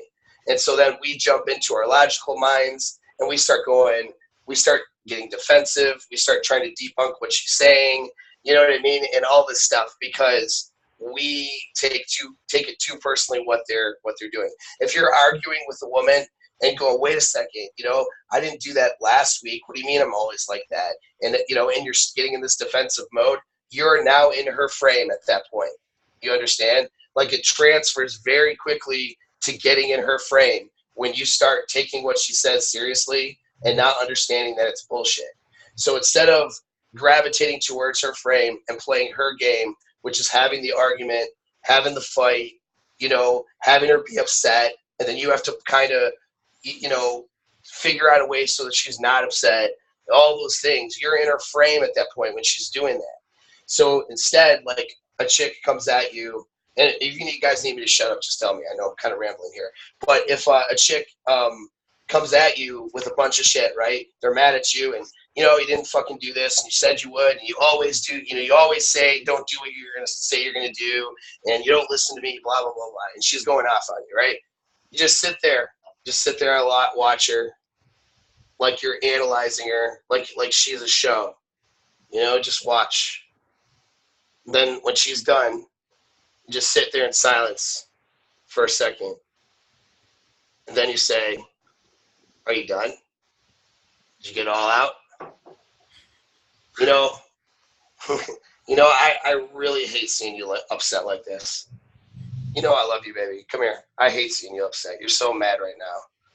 You know, and so all you did is you fucking, you know, listen to what she's saying. You try to identify the problem, what she's bitching about, and she could be bitching about herself. She could be the person who's wrong at that point. It really doesn't fucking matter. All you do is you don't argue with it. You don't defend it because everything she just said is bullshit. You know what I'm saying? It's all bullshit. Once you understand that, it's like I can't describe how powerful that is. You know what I mean? And you just listen. You let her go off. You say, I hate seeing you upset like that. You know what? It sounds like you're really upset because your day sucked. Your day sucked. You're fucking tired. I get it. And I'm the bad person. Well, that's okay. I'll be the bad person today. You know I'm an asshole. I'm the asshole today. You know, let's fucking go do this. Or, you know, whatever. And you just fucking, and that's it. Now, if she continues to be a bitch, then you kind of go, all right, you know what? You're being a little disrespectful right now. I think you're saying some things you don't really mean. So I'm gonna grab my gym bag. I'll see you in a couple hours. I need you to cool off for a little bit. You're my chick right now, but you're fucking out of control. You're a fucking maniac. I'm going to the gym. You know what I mean? And so that's frame control. There's like getting into bickering arguments. Yeah, and one of shit the like things I that. can just add, if I can just interrupt for a second, is like for you to have control of the frame of the relationship and not be stressed, it's imperative that she understands that she's replaceable. The minute that she thinks that she's irreplaceable is pretty much the minute you're fucked. Yeah, when you're indifferent and you don't give a shit, then she knows she's replaceable. You know what I mean? If I'm sitting there, and I used to do this, in my LTRs way back, I would, try to fucking, try to get to the bottom of it. What's wrong? Fuck that. Women will always shit test you throughout the fucking course of your relationship with her. From the day that you're fucking dead in the ground, she'll be shit testing you. She will not fucking stop, and you will have to pass those shit tests. It will get easier over time, but you must be proficient at shit test passing, right? Everybody can what is required. And she will manufacture drama just to have fun.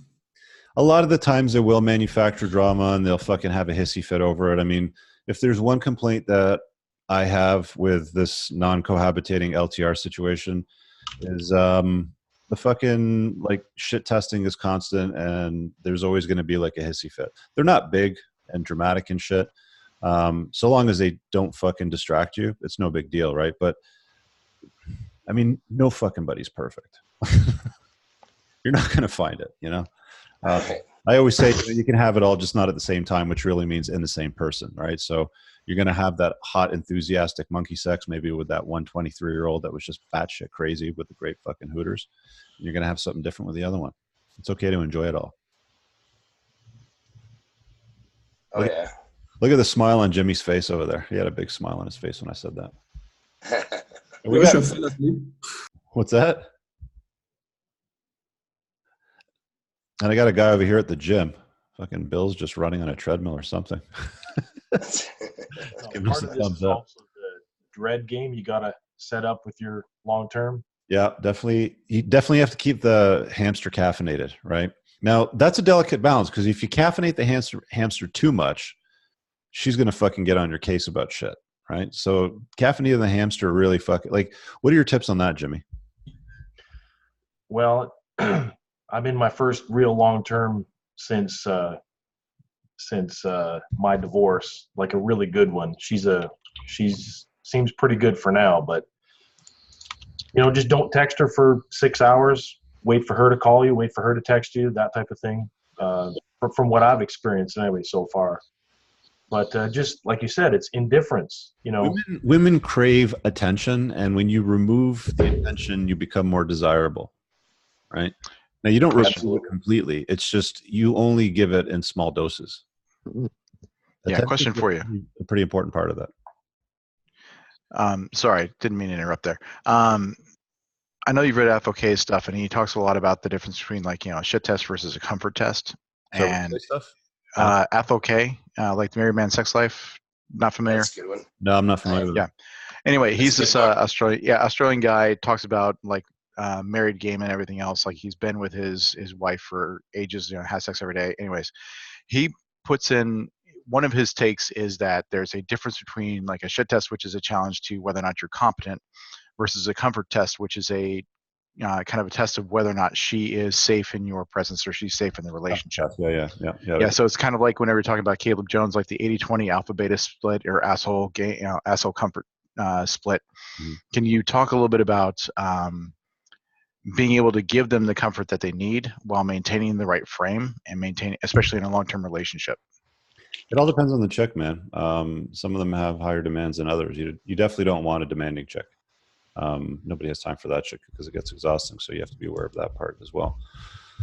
But well, you could schedule your time. Yeah, like you basically schedule it in. I mean, like the way that I do it is like, I mean, it's easy for me to schedule it. So that's a good way to put it, actually. I've got a schedule with my kid. I got a schedule with work. I have a fucking schedule. So I just schedule her in, right? And it's like, I know that there's a certain day every week that I'll see her. And in between then, she's going to need some fucking comfort cues. You're, of course, going to want to be scarce, and be doing your shit and not let her get in the way of it. It's just, you know what? it's a lot of work, gentlemen. I'm not going to fucking lie to you. I was thinking about this earlier today because I knew that this event was coming up, and I was thinking, what kind of advice can I give, and what can we talk about, and what'll be the topics? And one of the things that I started to realize is that, man, it is fucking a lot of work to. I still think it's easier to spin plates than it is to fucking deal with an LTR most of the time, because when you're spinning plates, and I probably would lean more in the open LTR realm of things, like the way that Caleb Jones does it, just because you're just more spoiled for abundance. Like, you really have no outcome dependence when you've got 3 fucking chicks you're banging, right? So there's that. And it also caffeinates the hamsters and the other girls because they are always going to kind of compete for your attention. But back to your original question, Ryan, you're talking about like the comfort component of it. Like, did that make sense? Yeah, absolutely. It's a little bit. What's the question exactly? Like, are you trying to distinguish between comfort and other shit tests, or? No. It just like the thing that came up with Garrett Curry like last week or whatever it was a perfect example where this chick was like trying to figure out where she stood. And like 90% of the people in the group acted as if it's as if it's a shit test or a challenge to his authority. It's like, no, she's trying to figure out if she's safe in this space, right? Yeah, it's a comfort test. Yeah.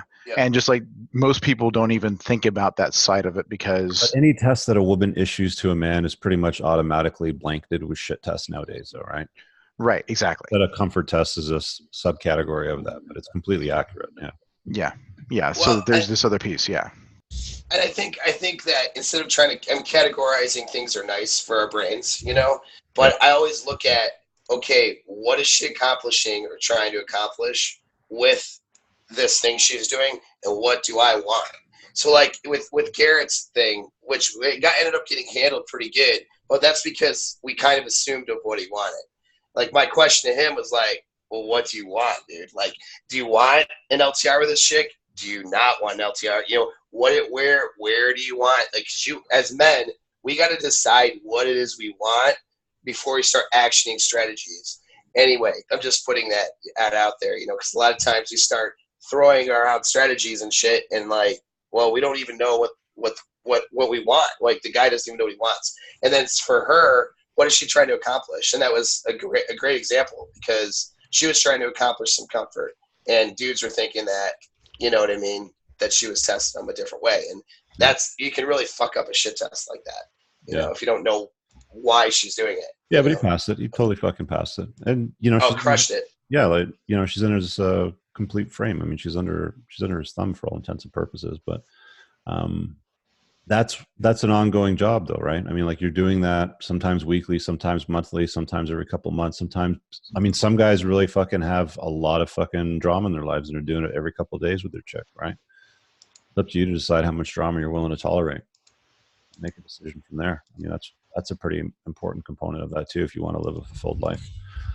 Not having that drama is a real comfort too for you. Yeah, and the only time that you're ever going to afford that benefit is if she's in your frame and fucking complimenting your life, and she looks at you like a giant and sees you as a competent guy that's getting shit done. It's like fucking, the ROI on doing the work is so fucking big, and so many people are lazy. And I've been talking about a lot the last couple of days on social media. I don't know if you guys saw some of the posts, but fucking, there's a lot of lazy fucks out there that don't want to do the work, and they'll get in the lineup for the fucking prescription to solve their problem. And doing the work is like sometimes at the end of a fork, sometimes it's at the gym, sometimes it's being in a group of men like this, for example. But yeah, I don't know. Like, handling part. Yeah. I was just going to say, handling drama is not difficult. No. Again, it's about indifference. And you should never argue. Never argue with a chick. No. Never. You'll never win. You'll never come ahead. No. You only escalate. You just only set boundaries and walk away. It's like, you know what? I think we're done with this conversation. I'm taking the gym bag and I'm fucking off. Well, mine wanted to look at a text on my phone, and she said, "Who's that from?" And I said, whoa. You're not going to be looking at my phone. Because I had it in front of me and she could see it, right? There's a And that's one of the ways that you caffeinate the hamster. I mean, it's really easy for me because about 10% of my audience is fucking chicks, and they're always liking and commenting on my shit. So her fucking, it's like, I don't even have to do that. Like, she caffeinates herself. So all I did that, I said, well, that's it. I mean, if we don't have trust, we've got nothing. And that's what you should be doing, right? Like, there's no reason for her to go on your phone. She will find something that will piss her off. Absolutely. Same thing if you go on her phone. You're definitely going to find something that will fucking piss you off, right? Who the hell wants to play that game? It's, it's a boundary that you set, and that's part of controlling them. So we could have sat there, and probably in the past, I would have sat there and argued with her and said, well, it's okay. It's just a friend, and and reason out to her why it's so good that I got this text message or why.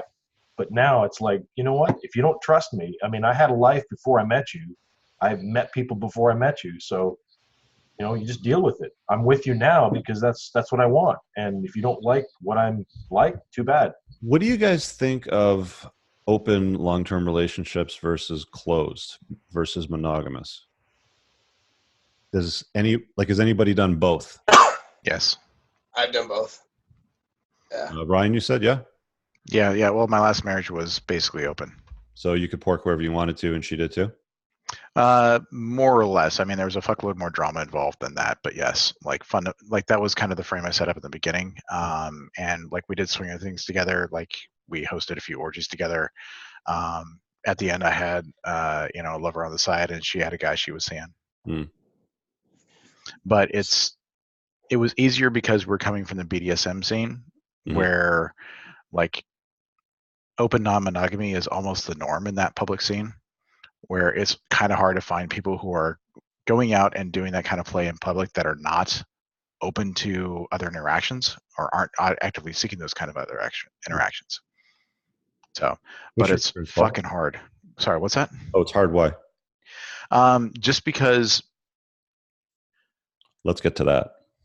That's an interesting question. So for me, at least, like my fundamental line in the sand was, as long as I'm first in the relationship, as long as you're treating me with respect, and as long as I know that, you're not giving other people what you won't give to me, then I'm okay with it.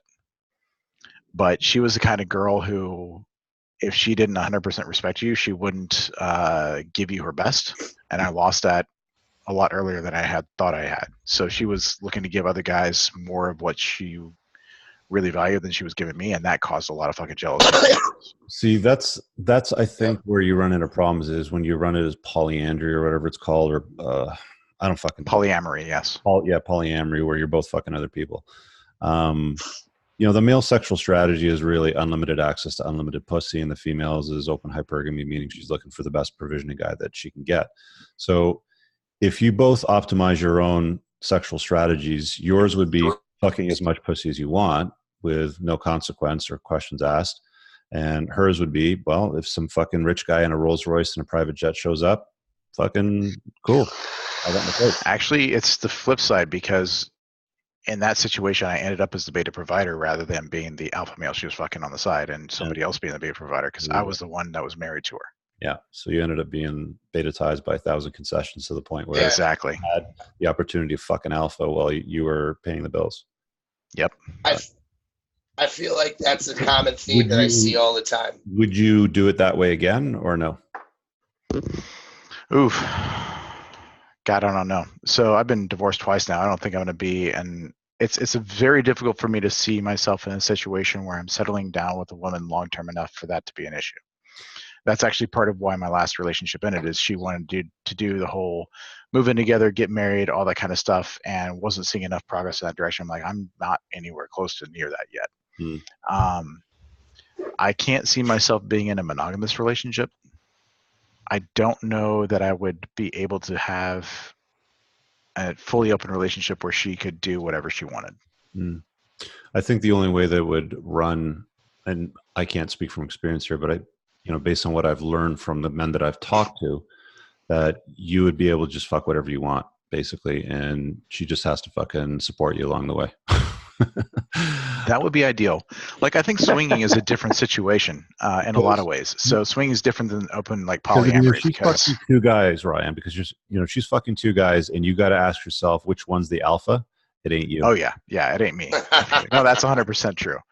Like I was saying, like if you guys are going to orgies together and you're like having your fun, and then you walk away and everything's cool because you don't see them again, that's one thing. If you go into swingers parties and you're both having like an even trade, more or less, no one's taking one for the team, that's not bad. If you got some side things going on and she doesn't, then I think you're okay. But if you both have side things going on, then you're definitely not coming out ahead in that situation, I believe. Mm-hmm. Yeah, got it. I think that's accurate, like, because that's what I see all the time. Because what happens is when she's living with a guy and she's, that's like her husband or whatever, she is going to try to beta-tize that guy. And that's going to be a constant struggle. It always is. It doesn't matter. And so it's too easy to invite a stranger, another dude, who might not be really the alpha guy, but she'll perceive him as the alpha guy because she knows her husband's strengths, weaknesses. You know what I mean? She's seen him when he's down as well as up, whereas the new stranger is just the fantasy guy. Exactly right. If she is like upset with you, or she is now devalued you in her eyes a little bit because you're a fucking human being, she can just turn to somebody else and have a fantasy alpha experience. Though that guy could be a fucking chump and half the man you are, it doesn't really matter. It's all about her perceptions. And so it's a losing proposition where if you're the resource provider, you're going to get beta-tized if you're both just open polyandry. I think that's a problem. So what I've seen now, my circumstances, what I've had is where I can sleep around and she doesn't. So that's different. All right. So she's not allowed to, she doesn't do that shit and I can. An optimal circumstance is really with the plate I got upstairs where, she'll bring other girls to me. I love that. Paul's awesome. in the basement of his plate. Right. Does she have overtime? Like you guys have a threesome lined up, or what's happening? Yeah. Same question. Tonight's just us, but wait, it's happened. That's it's been because chicks like that are fun. They're really a lot of fun, but I mean they always come with some baggage, man. I fucking spun a lot of plates for a long time, but fucking there's always some fucking drama that you're always kind of vetting through, and at some point you just realize, you know what, I don't really want to put up with this horse shit. I've seen this movie before and I know how it ends and it sucks. I'd rather go do something else, right? It's just one of those things that you have to kind of get through too, right? As a guy, you have to get good at spotting problems. Like I said earlier, right? Like one of the things that you should be good at by the time you get in your 40s is not fucking up. Because if you can avoid fucking up again on things you fucked up before, you're pretty much unstoppable by then, right? Yeah. Well, I'll tell you one motto I've tried to live up to is I want to fuck up in new and interesting ways, because at least then I'm doing something different. Because like Paul's absolutely nailed it right. Like if you are in a long-term relationship with somebody, they're gonna see you on your low days. They're gonna see the bad shit about you. They're gonna see the places where you're not as strong as you wish you were. And that's going to make you human in their eyes. And any guy that can come in and spit game for 5 minutes is going to be that that ideal for them for that moment. And you're never going to compete with that. You can't compete with their fantasies. That's the thing. Their lies and their fabrications. Reality won't ever compete with that, and they'll just put their fantasies on another person. I see that all the time. So this is why the limits are in a monogamy is kind of a good thing, in my opinion. Plus you can. It's interesting when you isolate. It's kind of artificial, but when you isolate their emotions to have to point towards you, and they get it. They have a set of values that they believe in, where they believe in isolating their own emotions to do that. Then you become the only outlet. So when they have those needs, those sexual and emotional needs, they turn to you. Even if they're mad at you or upset, eventually there's no other outlet that they're allowing themselves to have because they've set up those rules for themselves, because they're operating under a set of principles, and then they point it right back at you. And when you having a value system that a chick can get behind with an alpha leadership behind it as well. Put it this way, all I have to say is Manson girls, right? I mean, chicks will fucking do crazy shit, murder people, do whatever. I mean, the Manson girls are a great example. I'm not saying run a cult, but you get what I'm saying, right? Like they have a value system behind them, even if it's a terrible one, they'll fucking follow it, because they want to be led. But if they don't have the ability to have a value system, that's a betting point, I think. It doesn't necessarily have to be religion, although religion serve that purpose. But it has to be some sort of a value where they know that they're getting their alpha and beta needs met in the constraints of a monogamous relationship. Or, you can even alter that where they let you have other girls, but they are pointed and focused towards you, and they get those needs met. Anyway, it's So I don't know. We can go for another 20 minutes or so. Does anybody have any questions they want to throw on the table for everyone? Do you think you're gonna be on the Joe Rogan podcast? I don't know. I figured I would have heard by now. Very fun to see. I have a feeling he probably got like a few dozen submissions that day, which might have been overwhelming. He might have been like, "What the fuck is this?" I don't know, but I haven't heard. I think that what's his name, Rollo Tomasi's probably got a better chance of being on than you do, unfortunately. Well, probably. Number one, he's got a lot more material. He's got a lot more stuff out there, and he's got a lot more pleasant, less aggressive demeanor. Yeah, he's definitely more appeasing to the masses than I am. There's no question. You think Joe Rogan is not controversial? I think controversy is his name. So Rich is a little more controversial than Rollo.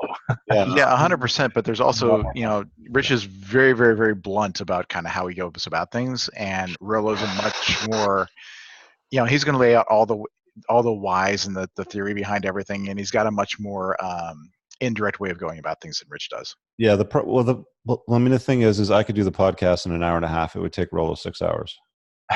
Yeah, he loves talking.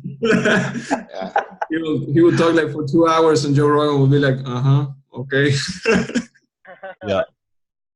But so I don't know. We'll see. But I think that we should definitely do like a week thing down in the Caribbean in the wintertime. Get the fuck out of the cold for those of us that are like north. We'll call it like the Caribbean. Hey, do you guys want to come to the? Awesome. Do you guys want to go to the Patika province by chance in Afghanistan? We could do like a get together there.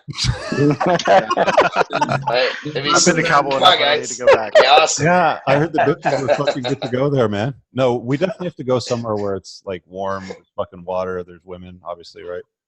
Fuck yeah. Oh, there's women there, definitely. Oh yeah, but I don't want to get my head cut off if I look at one. Right, and I'm pretty sure. Maybe. Yeah.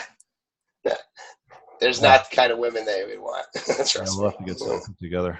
I'm gone next week. I'm going down to Tulum for fucking 10 days. So I'm going to throw this out there. I put this in the chat, but if we do end up doing something down in the Caribbean, I do a lot of stuff with like credit card reward hacking and stuff like that, so I can maybe get us discounts on flights. Oh, okay, cool. All right, well, we'll have to pick a location. So where's good to go? Just wherever. I mean, it doesn't really matter. Cabo San Lucas. Cabo would work. But where do you go where there's a good inventory of entertainment mixture, like nightlife, women, Mexico, like old ass cougars, right? Like Cancun. Cancun is good. Mexico. Cancun's just super sloppy, but yeah, it's full of 19 to 20 somethings. Maybe we should do Cancun then. We'll be Brazil. Brazil. Wait, I heard Brazil. Brazil is very good. Really. Yeah. Oh shit! Clean house over there. I've been there. Why don't we try like one more Central in North America first, or in the Caribbean, and then we'll maybe do like a foreign one in Brazil. Brazil would be a place that I'd like to go. Could you imagine if we fucking set this motherfucker up so we get together once a year and just fucking party in a cool place? That'd be awesome. Fuck these conventions where you got to sit there listening to some fucking guy that married a masculinity bullshit. I don't want a goddamn schedule. Let's have those conversations with a horror in our arms. Fuck. Yeah. Did anybody go to the 21 convention in Poland? No, eh? No, I didn't make it. Now, I would say that, like, just my experience from, going to a lot of kind of like sexuality-focused conventions, like, it's kind of cool to be able to sit down and have people present on shit that they know, because it gives you exposure to stuff you hadn't really thought about and hadn't seen before, and then you can have those follow-on conversations. I mean, don't make it like 8 hours a day for like 5 days straight, but having a couple of presentations of like, hey, here's this thing, here's this niche thing that I know that most people wouldn't have any insight into. It's good stuff. Well, we have lots of really good guys in the community. I mean, we actually have Chad Thundercock in our community. Jesus Christ. We've got a lot of good fucking people. So, I mean, we could certainly have, some education component to it as well. Is anybody interested in that Baja trip in February? Because I need minimum 8 people to go, up to 16. Which one's this? February, like last week of February. It's going to be about $9,000. Baja off-road racing. I got yachts booked. I got bitches. I got off-road racing cars. Cabo San Lucas. Sounds fucking sick. So you I didn't can't go. anything But that about sounds yachts and awesome. bitches before, so now I'm Ask more me again interested. in 10 years. Is that in California? Cabo San Lucas. Oh, sorry. Cabo San Lucas. Yeah. And you're racing off-road about 600 miles. You need to know how to drive standard. Oh, damn, that sounds amazing. I know. It's like an actual race car. It's a Challenger race car. They're like $130,000 race cars. They're crazy. Oh. Got to go. Somebody's coming after you, man.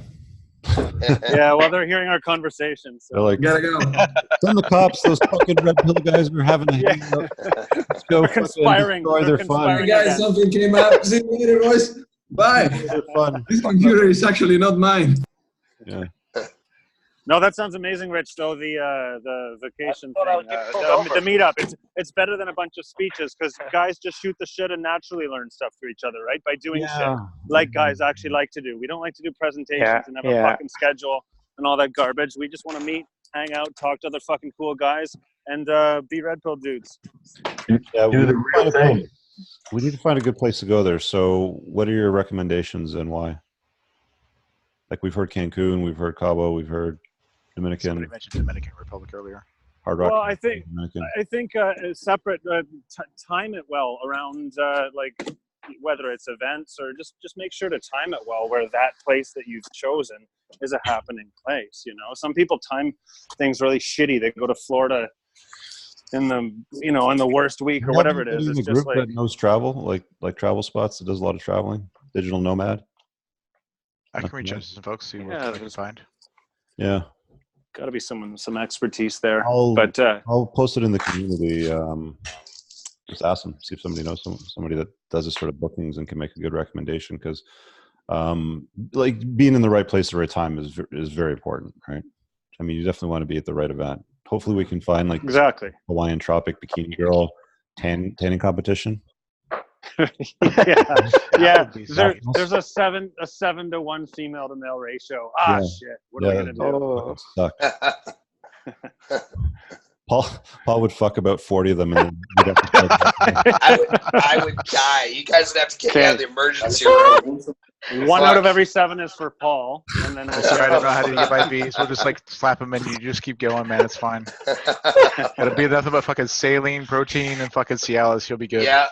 Yeah. I IV me. Stick me with a bag of a concoction. Yeah, and just fucking revolving door that shit. That's it. Hey, we were talking about a Toronto meetup in August. Bogdan, you want to mention what the details are? Hey guys, so I asked a few guys within the group, and everybody but one said, "Yeah, let's do it." So we decided now for location and everything else. Yeah, it looks like it will be like 6 or 7 of us, if not more. Okay, which is great. Yeah. Do they all live in Toronto? Yeah, everybody is around here, but Joshua. Oh, okay. When in August? 16. We decided for 16. Maybe it's not the best day now. Maybe it should be during the week. I could definitely do the 15th, which is the Thursday. Yeah. The 16th, I got to get a sitter because I got my daughter that night. Let me bring it up. See if other guys are fine. So if anybody I'm out of town for that, I don't know if you want to make a drive, Paul or Eric. You want to come out? I'm out of town. I'm traveling for business. Okay. I am gone as of tomorrow, right? So until June next year, I'm screwed. Otherwise, after I get back from this little trip, though, Toronto trips are easy for me. I'm only a few hours away. You know that, Rich, because you're in my neck of the woods. So yeah, that was we left. What time did we pull into Detroit? 3? I think so. Yeah. Yep. 3 o'clock. We left Toronto at 9, but we took a lot of back roads and gas stops and lunch and getting lost and shit. Yeah, it's really, if you're going straight shot, it's like 4.5 hours. Yeah, it's maybe 4 hours. 4 hours. Yeah. Guys, From where I'm at. I did this year. I did Mardi Gras in New Orleans. How was that? It's like, I mean, you can get laid every night. Really? Where? Yeah. How are the women? Well, depends. Depends how drunk you are. Not bad, huh? Yeah. I don't know if you're selling it, bro. I think maybe Cancun's a better. Maybe a better spot. Yeah. No, there are some hot chicks. There are some hot chicks in there. Yeah. The only thing about Cancun is you got a lot of foreign-speaking women that they don't understand English. In Cancun, really? Doesn't matter, man. They understand dick. Yeah. Yeah. That's the universal language of dick. Conversations with them. They understand chokehold and bukkake choke slam. That's fine. That's it. Oh shit! The bukkake choke slam. Dad Founder Cock has spoken. We need a T-shirt. The bukkake choke slam. Hey. Spell that shit. Oh fuck! All right, so 10 more minutes. Do we have any other questions? Yeah, I have a question. Maybe it's not directly related. How do you do when people that you cut off your life want to get back in? Because I have been cutting people and they try to contact me and they want to get back in. Ryan. I tell them, no, I cannot do it. I cannot make it. I don't have the time. Blah blah blah. And they want to just fuck off. Chicks or just no, dudes. people? Dudes. Oh, well, stop having sex with them for sure. No. Dude, just kidding. I'm not gonna fuck you in the ass again. Well, it's just ignore. Yeah. I mean, I did a video on that today. Basically, this introvert was asking about shit, and he had like, some anchors in his life, and it's like you just ignore them, man. You just lose their phone numbers. You don't respond to them. They're fucking gone. You just erase them. You got to manage your time and your fucks, right? 100%. Yeah. Okay. Thanks.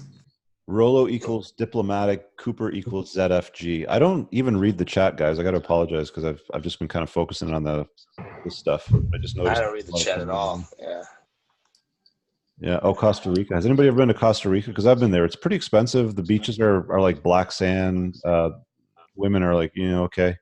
They're very it's very Bohemia. It's kind of like Tulum. Yeah. A very chill, kind of laid back town. I don't know. Depends what you're looking for, because there's locations that are good, all inclusive resorts, and then you just smash whatever's there daily, or why don't I just do travel around? Yeah. Then we'll put the poll out. I mean, we'll put Vegas, we'll put fucking Cancun on there. We'll put Vegas is horrible for guys because they always have to spend like $25K to have a good time. Yeah, okay. That's the thing. Girls in Vegas, they get everything for free, but guys, you're paying an arm and leg. What about Ibiza? That's a good place. Yeah, Ibiza's fun. That'd be sick. Holy shit! Yeah. Actually, dude, I got a friend that has 2 houses out there and he rents them. That'd be perfect. Problem is that they're fucking sick. Like he's got one that's got 2 fucking pools on it. One of them's an Olympic pool and it's built on a cliff. So there's like infinity pool looking out onto the fucking Mediterranean. Wow. Sheiks rent this motherfucker for $100,000 a week, US dollars. Good Lord. So that would be a fucking expensive as fuck trip. We would need like all 500 members to go. And it doesn't sleep 500. Get like a bro price on that. Yeah, that's the problem. And then I'll get the bro price. Yeah.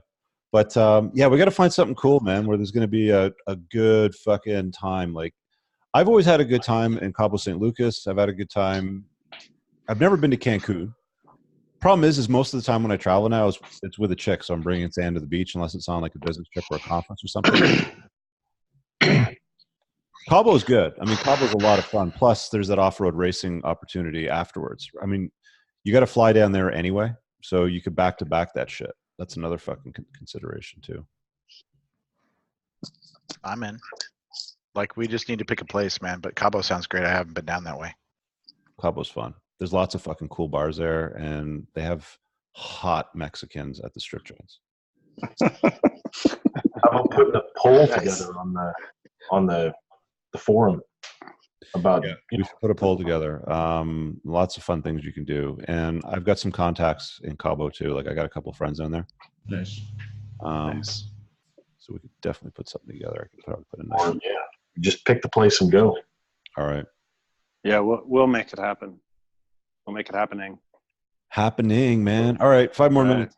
Any other questions, comments before we wrap up? Like we usually do this as a Q&A. We kind of did this more of like a workshop talking about a lot of women tonight. This was all over the place in a good way, though. It was fun. Yeah. I like these. There's a new tier on the YouTube channel, which you can offer levels that people can join. And previously it was just one for $4.99, and I would just open up like the chat for them, like a private chat for them. But I think I'm going to open up like a tier to bring in more ideas at a higher price point for fucking conversations like this, right? It'll be really interesting to see what comes out of that from that community. But this is fucking great. This was a great one tonight. Paul, you fucking knocked it out of the park with that Thundercock origin story. Yeah. That was great. And fucking D-Dodge up there. Yep. Yeah. I'm reading that correctly. Fucking 38 years a game, and he's like 35 years a game, red awakened along the way. And Ryan sharing the fucking story with his open marriage, man, where he turned $8. Do it again. That's a good lesson, though. Don't do me. Experience is what you get when you don't get what you want. I've got a lot of fucking experience. Yeah, you know what? We should actually do like a workshop or learning event on your top lessons, or maybe like pick one fucking big lesson that you learned that you avoid it. I think that'd be cool. A great one. Yeah, I could do something like that. We had a lot of interest in the BDSM thing that we did the other night. I got to watch that because I fell asleep last night. Like I really wanted to see it when you guys registered it, but I passed out. I just had one of those long ass days. We all thought that you were gonna like set up the meet or the Zoom thing, and it's like fuck it, like I'm just gonna do my own thing and we're gonna call it. But yeah, I thought that you were hosting it anyway, so I was just like, I thought I was gonna hop in, but dude, one of those days where I was fast asleep on the couch at like 8:45, and I'm like, what the fuck am I doing? Yeah. Well, I had somebody's wrists tied to her legs, so I should have just hopped on the call then. You know what I'm saying? And then you guys could have guided me through the whole fucking thing. And now we have Chad Thundercock here to demonstrate the technique. On our next episode, go ahead and bring me a model that I'll demonstrate on a number of techniques. You can show different. We'll just do a live demo. Like I'll tell you how to walk you through how to tie her up, and then like how to get them into different positions. It'll be great. Yeah. That's hilarious. I just want to check it out though, because one last closing thing on the whole frame thing is, do not live with a chick. It is much easier to maintain frame not living under the same roof. You just have so much more in the way of, I don't even want to call it negotiating power, but you just have so much more in the way of a bargaining position when you don't live under the same roof. So put that off as long as you can, because once you lose that, that's one of the major tools in your toolkit. D-Dodge knows, right? Yep. Definitely agreed on that one, man. Anybody that's been married would fucking know that, or even lived with a chick before. LTRs at all. Yeah, you've ruined it. You're twice as hard at the minimum. Yeah, as soon as you move in together, it's like, what the hell? Well, I actually used to like you. Now I fucking hate you, and I'm wiping my ass with your toothbrush. So much chance for criticism at every little turn, or just, oh, why do you do this? I've never noticed this, or whatever. It starts with death by 1,000 cuts. Yeah, death by 1,000 paper cuts. So put it on. I will tell you that everyone wants to get the fuck out of Dodge, but I'll tell you, my wife won't like that. Where are you right now? You've got a Seattle medical office in your background, is it? No, it's my little workshop. I build models and I do computer stuff down here. Oh, okay. No, it looks like a medical shop in the back there. Yeah, it's got a little tank on the bench over there that he's building. Is that what, M1 Abrams or something like that? No, it's a M60A2. Interesting. I used to do that. Richard, you don't have any bombers in Bomber Command. I have all my fighter jets bubble wrapped in a box in the basement downstairs. I thought about bringing them out, but half of them are fucking broken just from time and shit. But yeah, it is Bomber Command. I mean, if you look at I got to show you the fucking space. There's a wall over there with my World War II aircraft recognition chart. Yep. Obviously the sword, and over here behind me I've got a Spitfire. hard to see, but it's right there. Yeah, I got a modeling buddy of mine who's got the same print.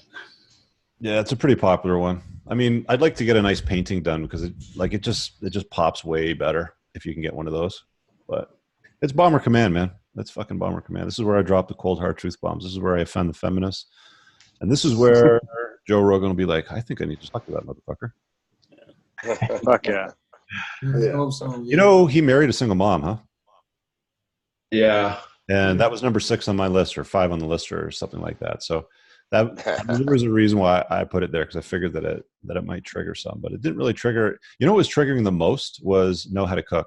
Surprisingly, know how to cook. So fucking stupid. How dare you? Really? How dare you fucking tell people to apply heat to food to make it taste good? My God, the nerve. Yeah, my marriage, I should have known. My first 2.5 years of marriage, I was the one who did the cooking. It started off bad. Yeah. Well, the heat is all about patriarchy because we're the ones who start fire, right? So obviously you shouldn't apply heat. Yeah. All right. Yeah, that's definitely not controlling the frame if you're doing the cooking. You definitely want her to be doing that shit. Oh, hey, 70-30. I just talking to a guy about this client. 70-30. Okay. So she should be doing 70% of the things, whatever those things are. You should be doing like 30%. But the things that you do that are really impacting, that helps you with your frame control. When people do stuff for you, come more drawn to you because they're more things that make women admire you doing it. She's not going to admire you washing the dishes or fucking cooking food. She's going to admire you fucking solving the fucking problem with the air conditioning, right? Right. Competence. Yep. Basic shit like that. Yeah. Changing the tire. Following your mission. Yeah. Whatever that is. Correct. Yes. Oh, yeah. Hell yeah, man. That was a good one. All right. So I'm going to wrap up and do the poll right now before I forget. And we'll see you guys pretty soon. Peace. Awesome, man. Great chatting with you all. Awesome. Yeah, thank you. Bye, guys. Nice to see you.